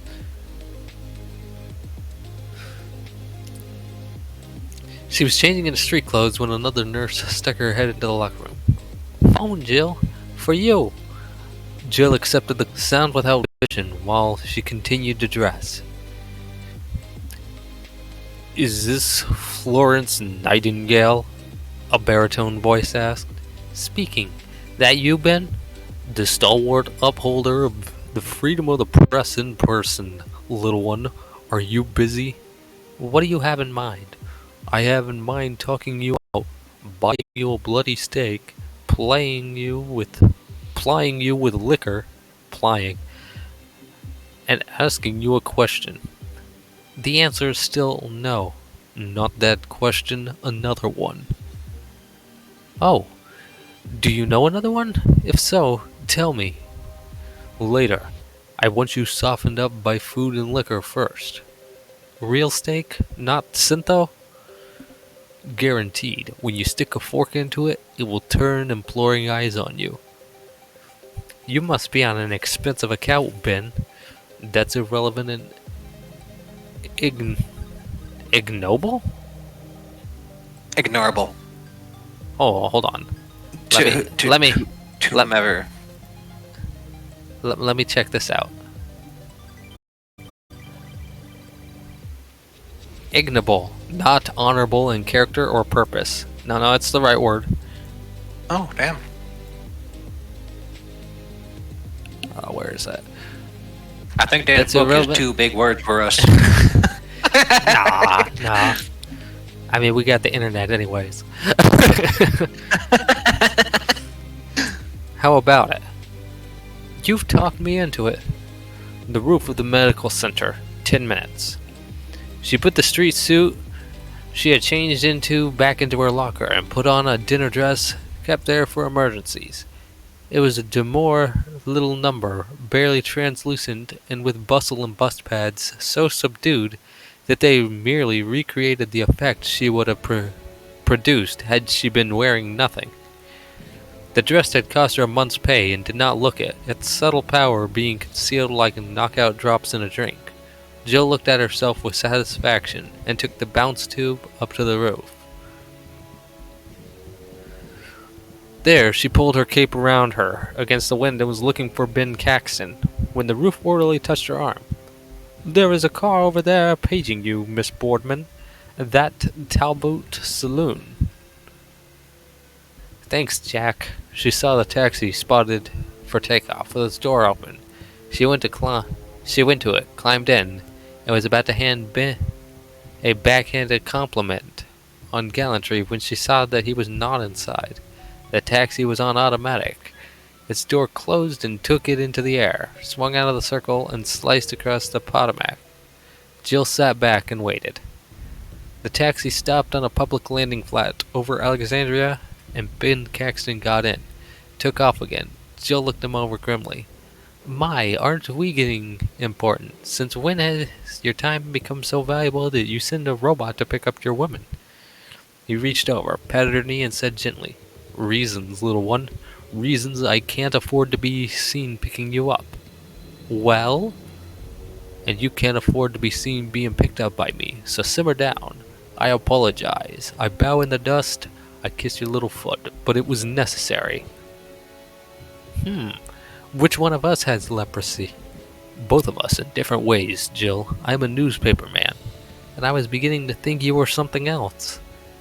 And you are a nurse at the hospital where they are holding the man from Mars. He spread his hands and shrugged. Keep talking. Does that make me unfit to meet your mother? Do you need a map, Jill? There are more than 1,000 reporters in this area, not counting press agents, axe grinders, wind shells, lipmans, and the stampede that headed this way when the champion landed. Every one of them has been trying to interview the man from Mars, including me. So far as I know, none has succeeded. Do you think it would be smart for us to be seen leaving the hospital together? Maybe not, but I don't really see that it matters. I'm not the man from Mars. He looked her over. You certainly aren't, but maybe you are going to help me see him, which is why I didn't want to be seen picking you. Huh? Ben, you've been out in the sun without your hat. They've got a marine guard around him. She thought about the fact that she herself had not found the guard too hard to circumvent. She decided not to mention it. So they have. So we talk it over. I don't see what there is to talk about. Later. I didn't intend to let the subject come up until I had softened you with animal proteins and ethanol. Let us eat first. Now you sound rational. Where? Would your expense account run to the new Mayflower? You are on an expense account, aren't you? Caxton frowned. Jill, if we eat in a restaurant, I wouldn't want to risk one closer than Louisville. It would take this hack more than 2 hours to get us that far. How about dinner in my apartment? Said the spider to the fly. Ben, I remember the last time. I'm too tired to wrestle. Nobody asked you to. Strictly business. King's X. Cross my heart and hope to die. I don't know as I like that much better. I'm safe alone with you. Well, if I'm safe alone with you, I must be slipping. Well, alright. King's X. Craxton leaned forward and punched buttons. The taxi, which had been circling a hold instruction, woke up, looked around, and headed for the apartment hotel where Ben lived. He then dialed a phone number and said to Jill, How much time do you want to get liquored up, Sugarfoot? I'll tell the kitchen when to have the steaks ready. Jill considered it. Ben, your mousetrap has a private kitchen? Of sorts. I can grill a steak, if that is what you mean.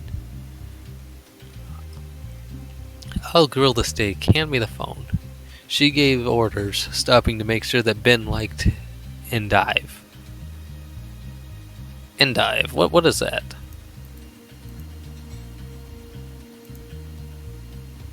You still there, Apricot? Oh, I had myself muted. Sorry about that. that. I'm assuming something like along It's the lines like indulge. No, it's a leaf vegetable belonging to the genus Cichorium, which includes several similar bitter-leaved vegetables. Oh, so it's some kind of vegetable. Well, that's nice. So she was asking him if he liked endive. Okay. The taxi dropped him on the roof and they went down to his flat. It was unstylish and old-fashioned. Its one luxury was a live grass lawn in the living room. Jill stopped in the entrance hall, slipped off her shoes, then stepped barefooted into the living room and wiggled her toes among the cool green blaze. She sighed. My, that feels good. My feet have hurt ever since I entered training. Sit down. No, I want my feet to remember this tomorrow when I'm on duty. Suit yourself. He went into his pantry and mixed drinks. Presently, she pattered after him and became domestic. The steak was waiting in the package lift. With it were pre-baked potatoes, ready to be popped into the shortwave. She tossed the salad, handed it to the refrigerator, then set up a combination on the stove to grill the steak and have the potatoes hot simultaneously, but did not start the cycle. Ben, doesn't the stove have a remote control? Of course. Well, I can't find it. He studied the setup on the control panel, then flipped an unmarked switch. Jill, what would you do if you had to cook over an open fire? I'd I do darn well. I was a Girl Scout and a good one. How about you, Smarty? He ignored it, picked up a tray, and went back to the living room. She followed and sat down at his feet, spreading her skirt to avoid grass stains. They applied themselves seriously to martinis.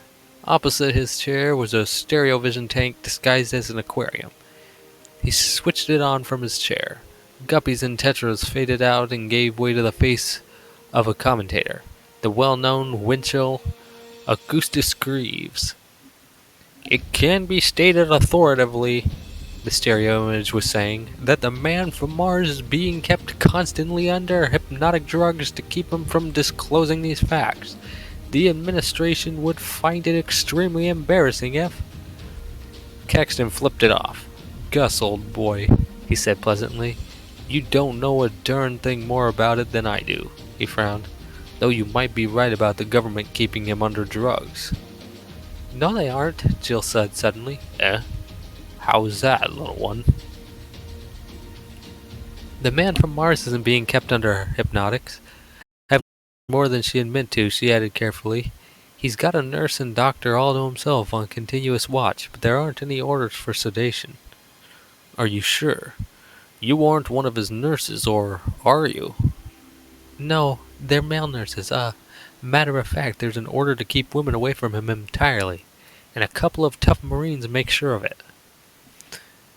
Caxton nodded. I heard about that. Fact is, you don't know whether they are drugging him or not, do you? Jill stared into her empty glass. She felt annoyed to have her word doubted, but realized she would have to tell on herself to back up what she had said. Ben, you wouldn't give me away, would you? Give you away? How? Any way at all. That covers a lot of ground, but I'll go along. All right.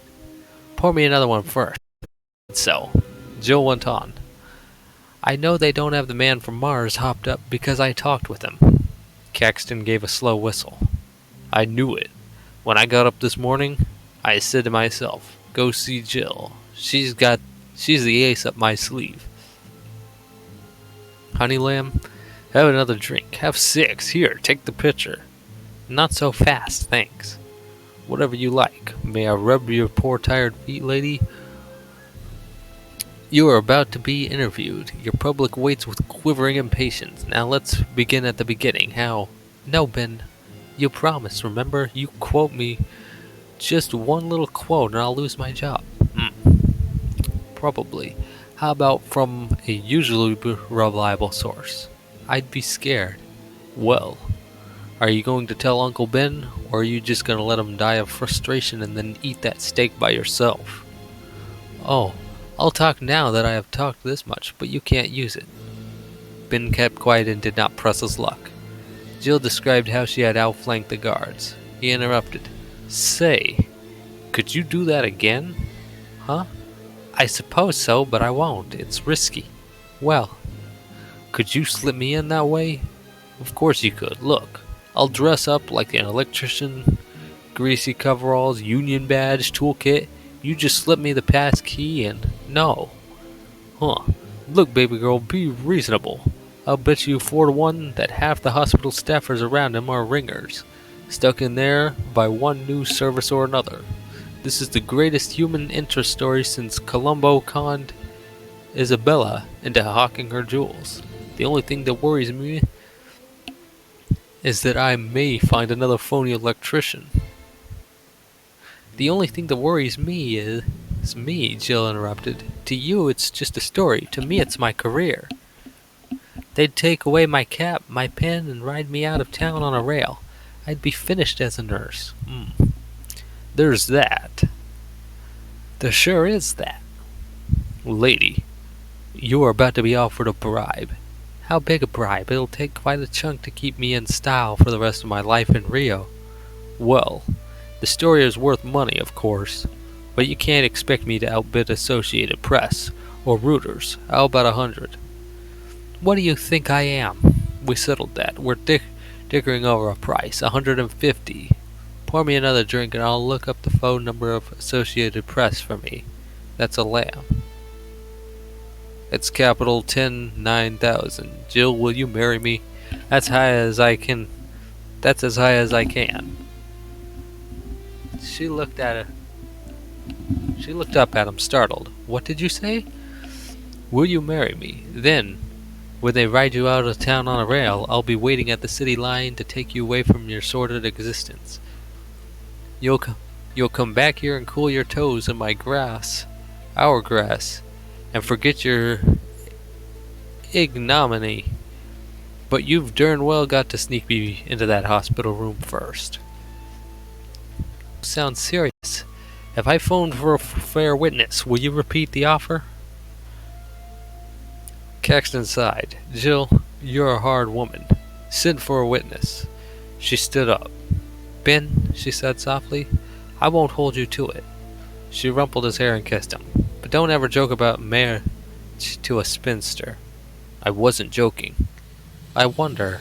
Wipe off the lipstick and I'll tell you everything I know. Then we'll consider how you can use it without getting me ridden on that rail.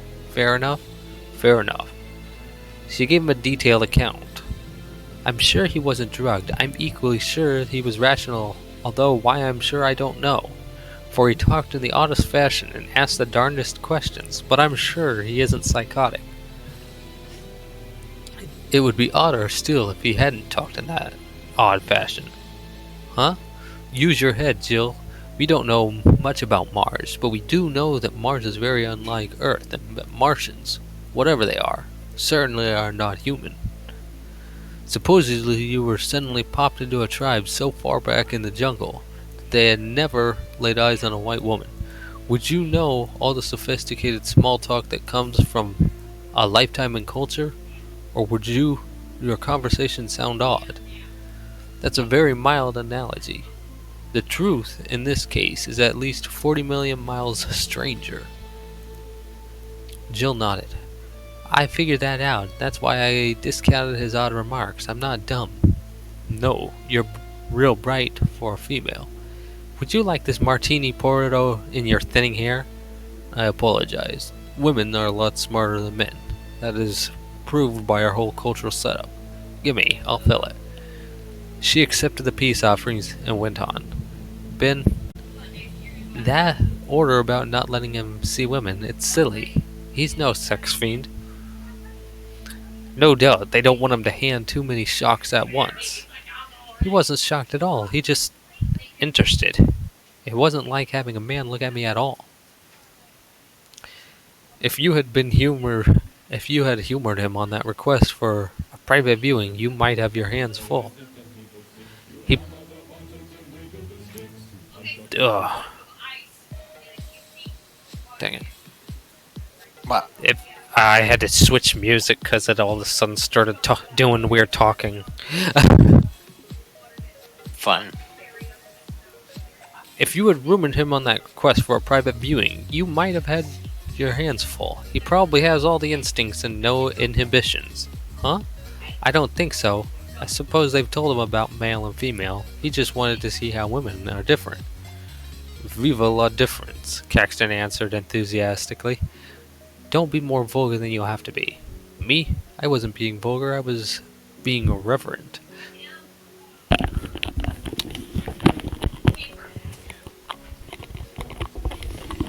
Hold on. Yeah. Oh,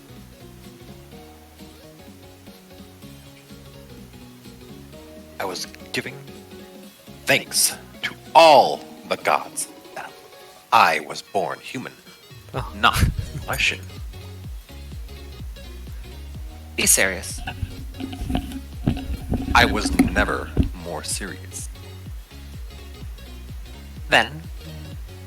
Oh. I was never more serious. I'm flipping them. Oops, sorry.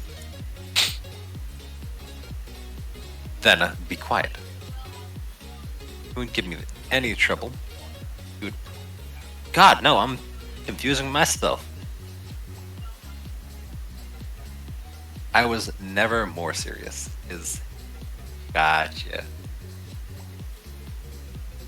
Then be quiet. He'd never give me any trouble. He'd probably have thanked me gravely. I didn't see his face, I did. You didn't see his face. I did. What about his face?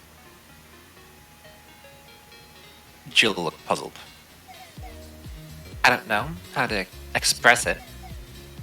Yes, yes, I do. Ben, have you ever seen an angel? You, cherub. Otherwise not.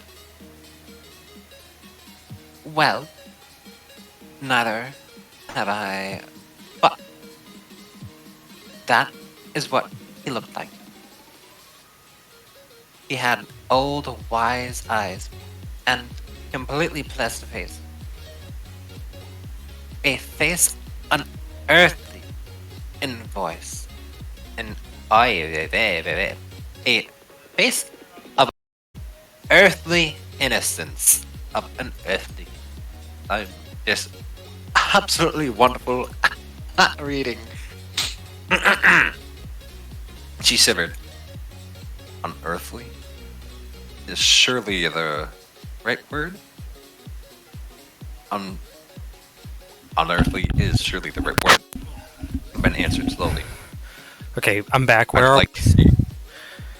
I continued reading right now. Oh, okay, cool. I Bottom of 25. okay, I didn't get cool. far. Okay, cool. Unearthly. Sure is the right word. Ben answered. Ben answered slowly. I'd like to see him. I wish you had. Ben, why are you making such a thing out of keeping him shut up? He wouldn't hurt a fly. I'm sure of it. Action fitted his fingertips together. Oh, there's different people.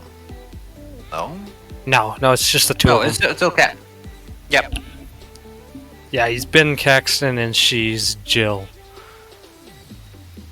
Sorry, it's just Yeah, it switches between Ben and Caxton.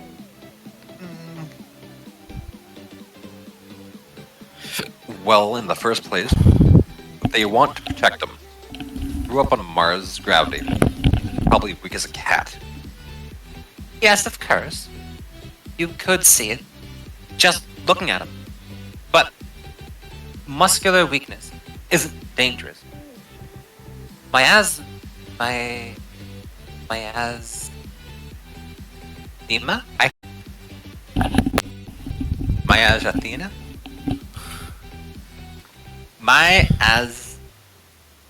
I think it's myasthenia.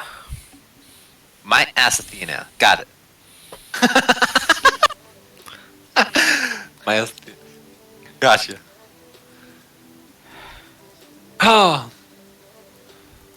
Gravis. It's much worse. And we all manage it. Alright. With such cases. They would want him to keep him from catching things.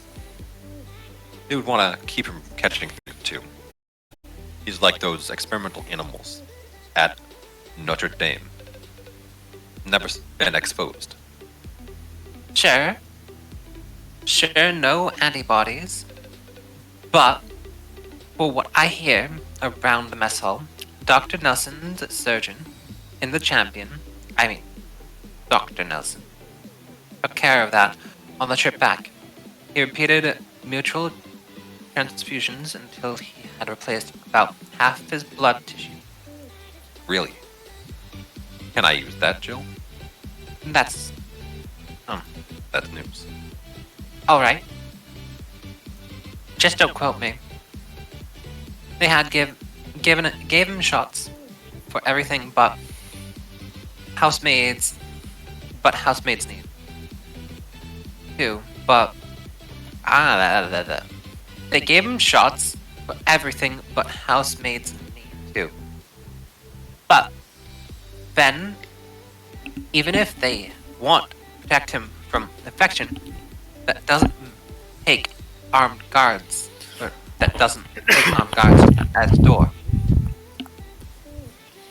Jill, I've picked up on a few tidbits you may not know. I haven't been able to use them because I've got to protect my sources. Just as with you. You've earned it. Just don't talk. Oh, I will. It's a long story. Want a refill? No, let's start with the steak. Where's the button? Right here. Well, push it. Me? You offered cooked dinner. Where's that Girl Scout spirit you were boasting about? Ben Caxton. I will lie right here in this grass and starve before I get up. Don't push. If get up to push that button. That is 6 inches from you right now. The right forefinger. I'm gonna say that again. I will lie right here in this grass and starve before I will get up to push that button that is 6 inches from your right forefinger. As you wish. He pressed the button, held the stove to carry out the preset order. But don't forget to cook dinner. Now that Valentine... Oh. But now, don't forget to cook dinner. Now about Valentine Michael Smith. In the first place, there is grave doubts as his right to the name Smith. Repeat, please. Honey, your your pal appears to be the first interplanetary bastard on record. I mean, love child. Then hell you say. The hell, you say? The hell you say? Oh, I see what you mean. Yeah. The hell you say? Please, be more ladylike in your speech. Do you remember anything about the crew of the Envoy? Never mind. I'll hit that high points. 8 people. No, it's still Oh. Oh, I saw. God, all good, all good. Never mind. It's all good. Never mind, I'll hit that high points. 8 people for married couples. 2 couples for the Captain Brant, Dr. Oh, Miss Brant Doctor, and Mr. Smith. Your friend with a face, Angel, appears to be son. Mr. Smith by Captain Brant. how'd they know? Oh, how? Nope, this is her. How they know? And how? Who cares? How they know? And anyhow, who cares? Jill sat up and said, dignity. Indignantly.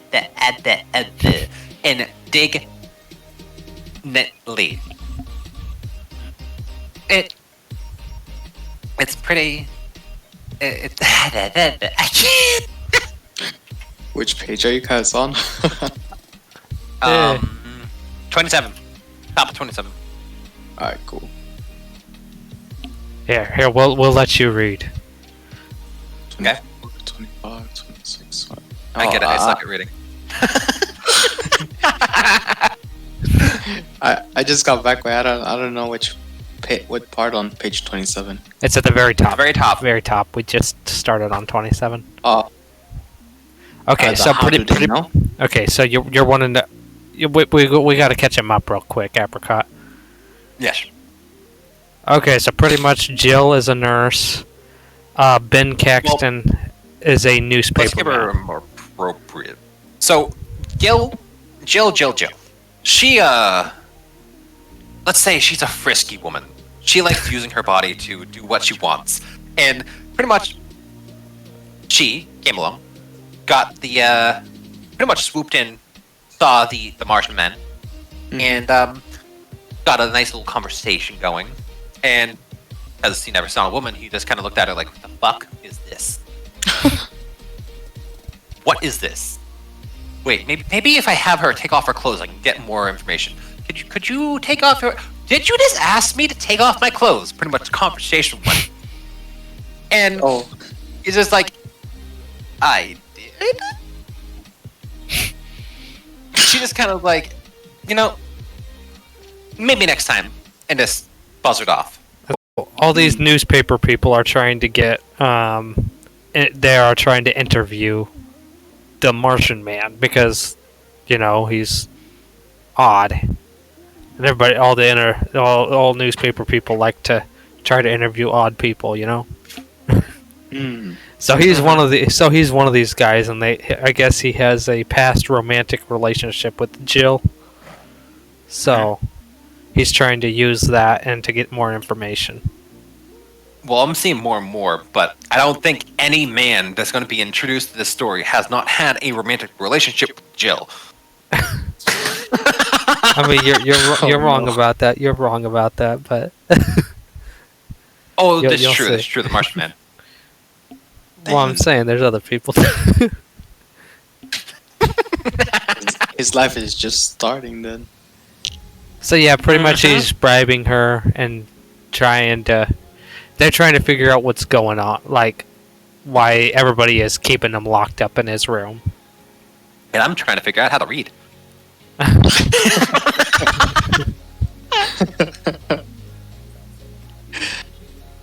Alright, I think I'll be able to read, well, I'll just see how far I read. Pretty much. Gotcha. So, 27. Damn it. Why did I do that? I clicked somewhere else and then it went all the way down to 40. Oof. 29, 28, 27. There you go. Alright. How do they know? And anyhow, who cares? Jill sat up and said indignantly, "It's a pretty sniveling thing to dig up a scandal after all this. They all dead let 'em alone, I say. As to how they know, how you can figure that out. Blood typing, RH factor, hair and eye color. All those genetic things, you probably know more about them than I do. Anyhow, it is a mathematical certainty that Mary Jane Lyle Smith was his mother and Captain Michael Brent was his father. All the factors are matters of the record of the entire crew of the Envoy. There probably never were 8 people more thoroughly measured and typed. Also, it gives Valentine Michael Smith a wonderfully fine heredity. His father had an IQ of 163, his mother 170, and both were tops in their field. As to who cares, Ben went on, a lot of people care very much, and a lot more will care once this picture shapes up. Ever heard of Lyle Drive? Of course, that's what the Champion used. And every other spaceship these days. Who invented it? I don't... Wait a minute. You mean she? Hand the little lady a cigar. Dr. Mary Jane Lyle Smith? She knew she had something important, even though development work remained to be done on it. So before she left on the expedition, she applied for a dozen odd basic patents and placed it all in a corporate trust, not a non-profit corporation.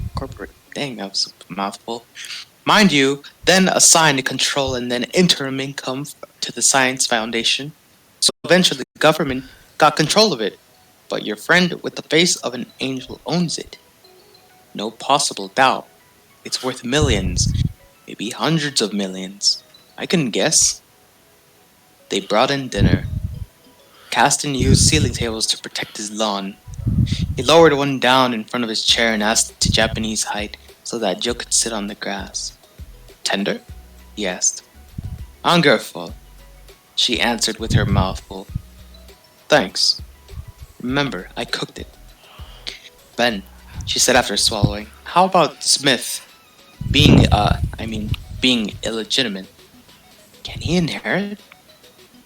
He's not legitimate. Dr. Mary Jane was at Berkeley, and California laws denied the concept of bastardy. Same for Captain Brant, as New Zealand also had civilized laws on the subject. While under the law of the home state of Dr. Ward Smith, Mary Jane's husband, a child born in wedlock is legitimate, come hell or high water. We have here Jill, a man who is Simon, pure legitimate child of 3 different parents. Huh. Now, wait a minute. Ben, he can't be it both ways. One or the other, but not both. I'm not a liar, but you sure ain't. Such legal fictions bother a lawyer not at all. Smith is legitimate different ways in different jurisdictions, all kosher and all breaking in his way, even though he is, though he is probably a bastard in his physical ancestry. So he inherits. Besides that, while his mother was wealthy, both his father were at least well-to-do. Brant was a bachelor until just before the expedition. He had plowed most of his scandalous salary as a pilot as a moon run back into Lunar Enterprise Limited. You know how that stuff has boomed? They just declared another 3-way stock dividend. Brent had one vice, gambling, but Brent had one vice, gambling, but the bloke won regularly, invested that too. Ward Smith had a family, money. He was a medical man and a scientist by choice. Smith is heir to both of them. Whew! That ain't half, honey. Smith is heir to the entire crew. Huh?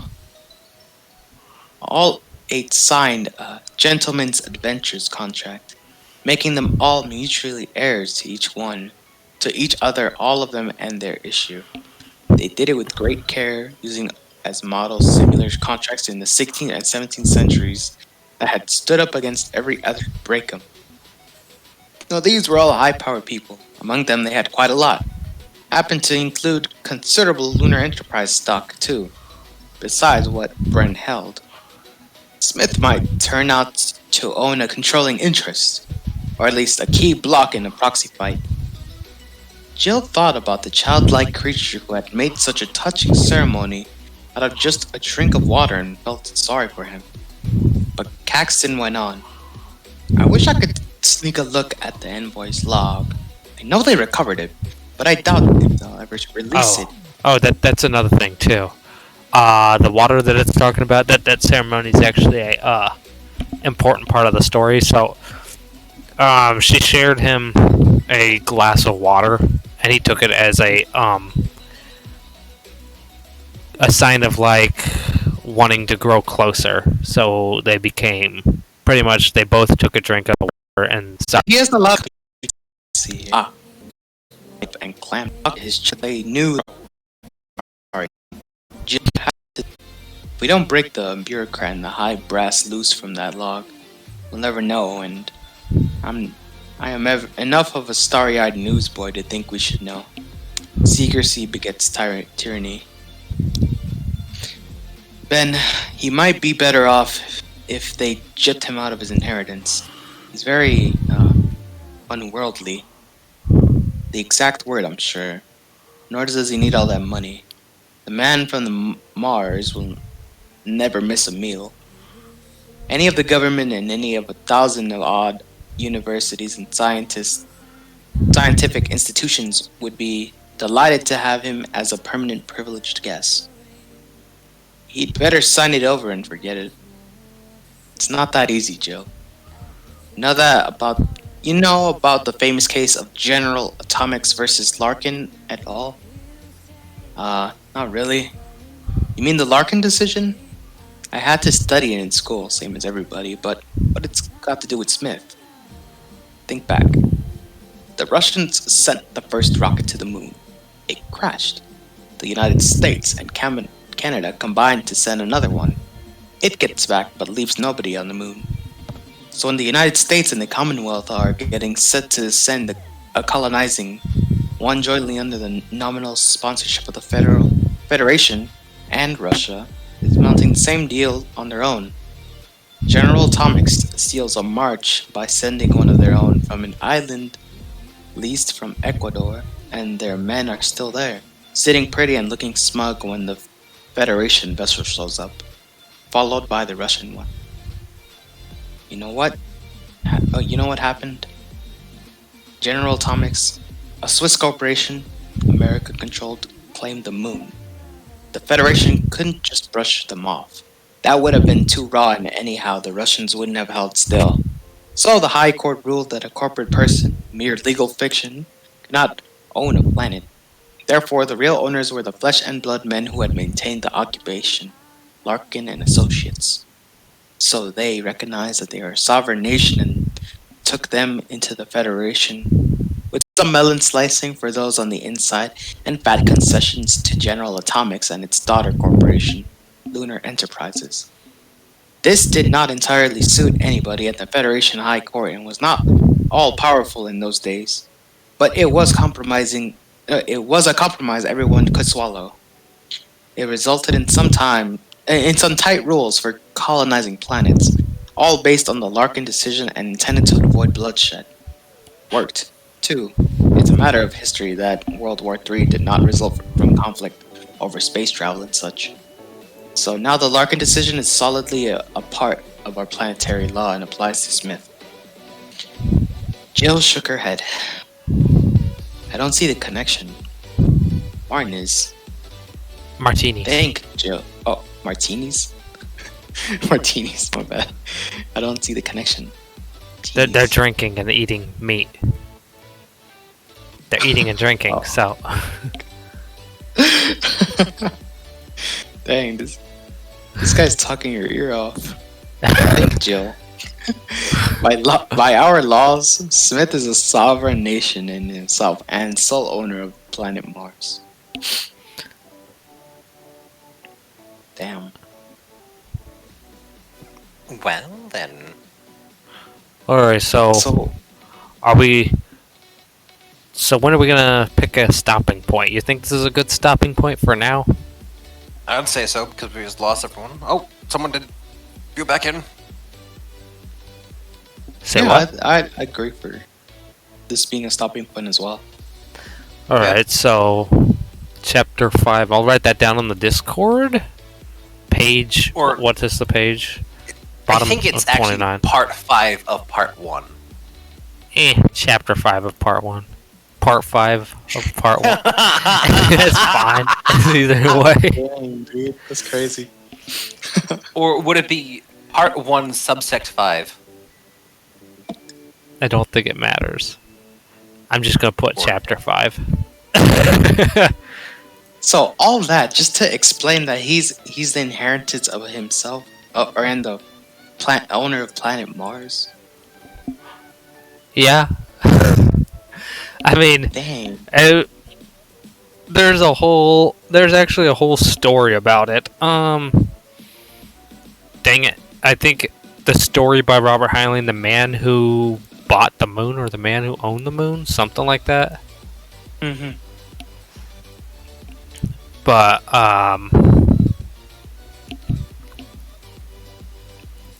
dang it, let me check. Robert Heinlein books.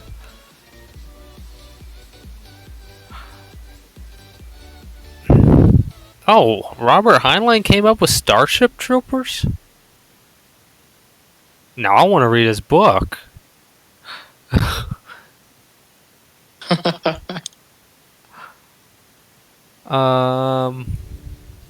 Dang it, I'm trying to find the one that has the stories in it.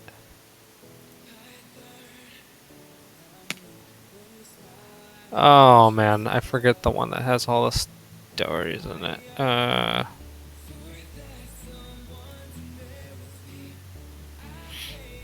Page 9.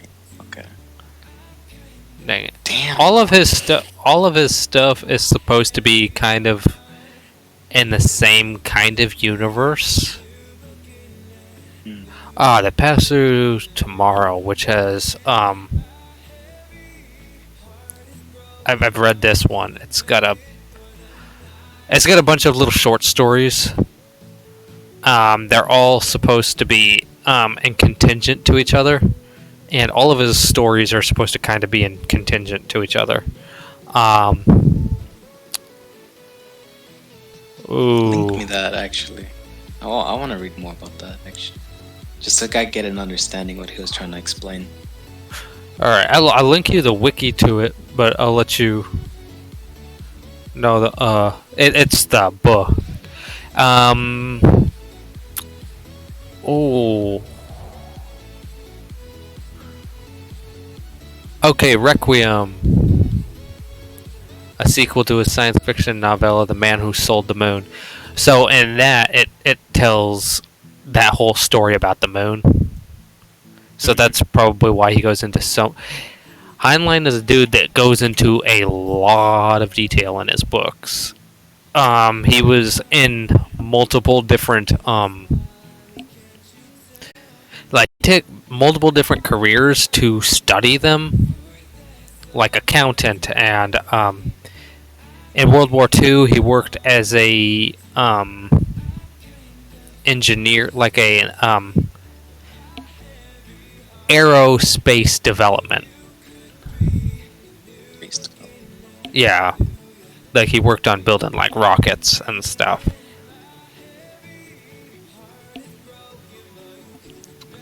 Hmm. All right, so I'm gonna set this Discord. Where is that? All right.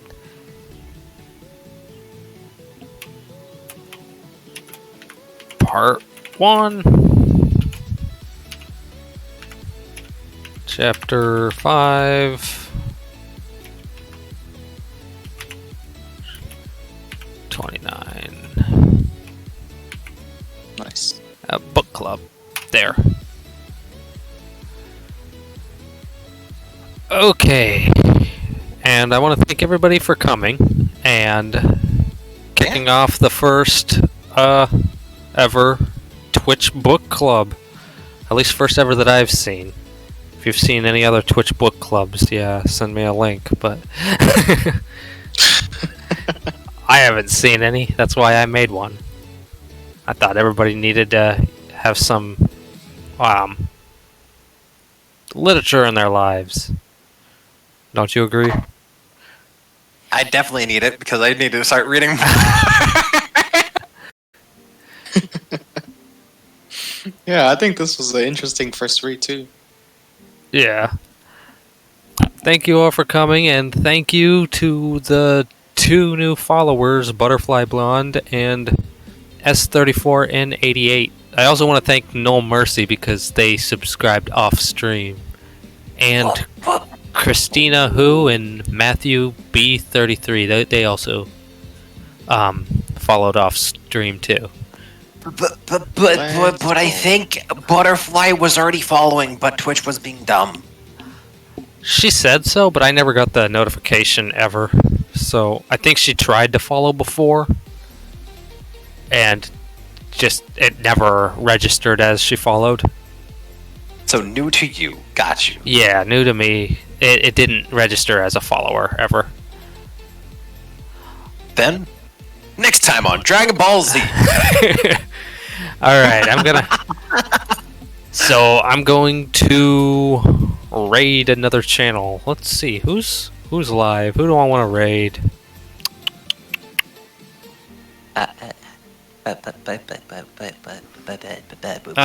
Let's raid with.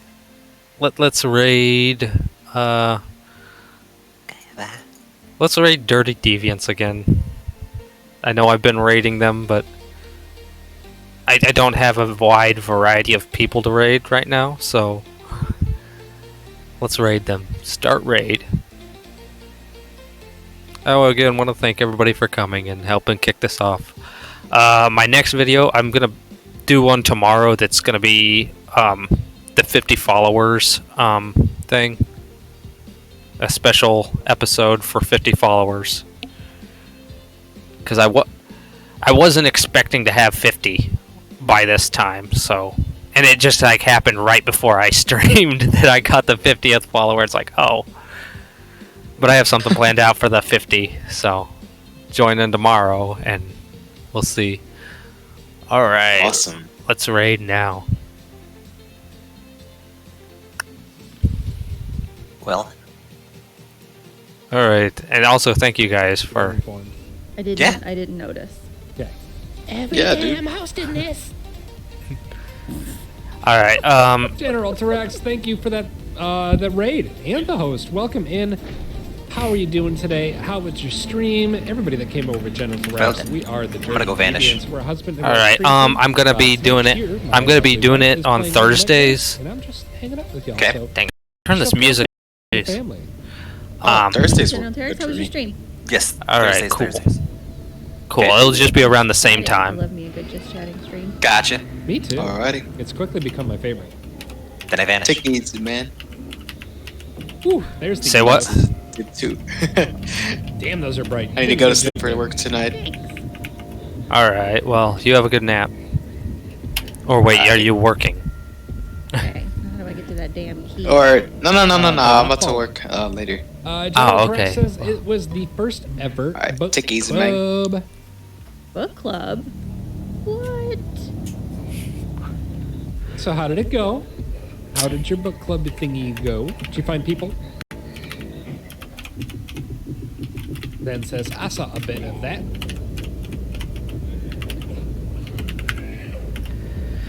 You mad? Did you see me up here? You mad, bro? Yeah, just can't get to you. nurse.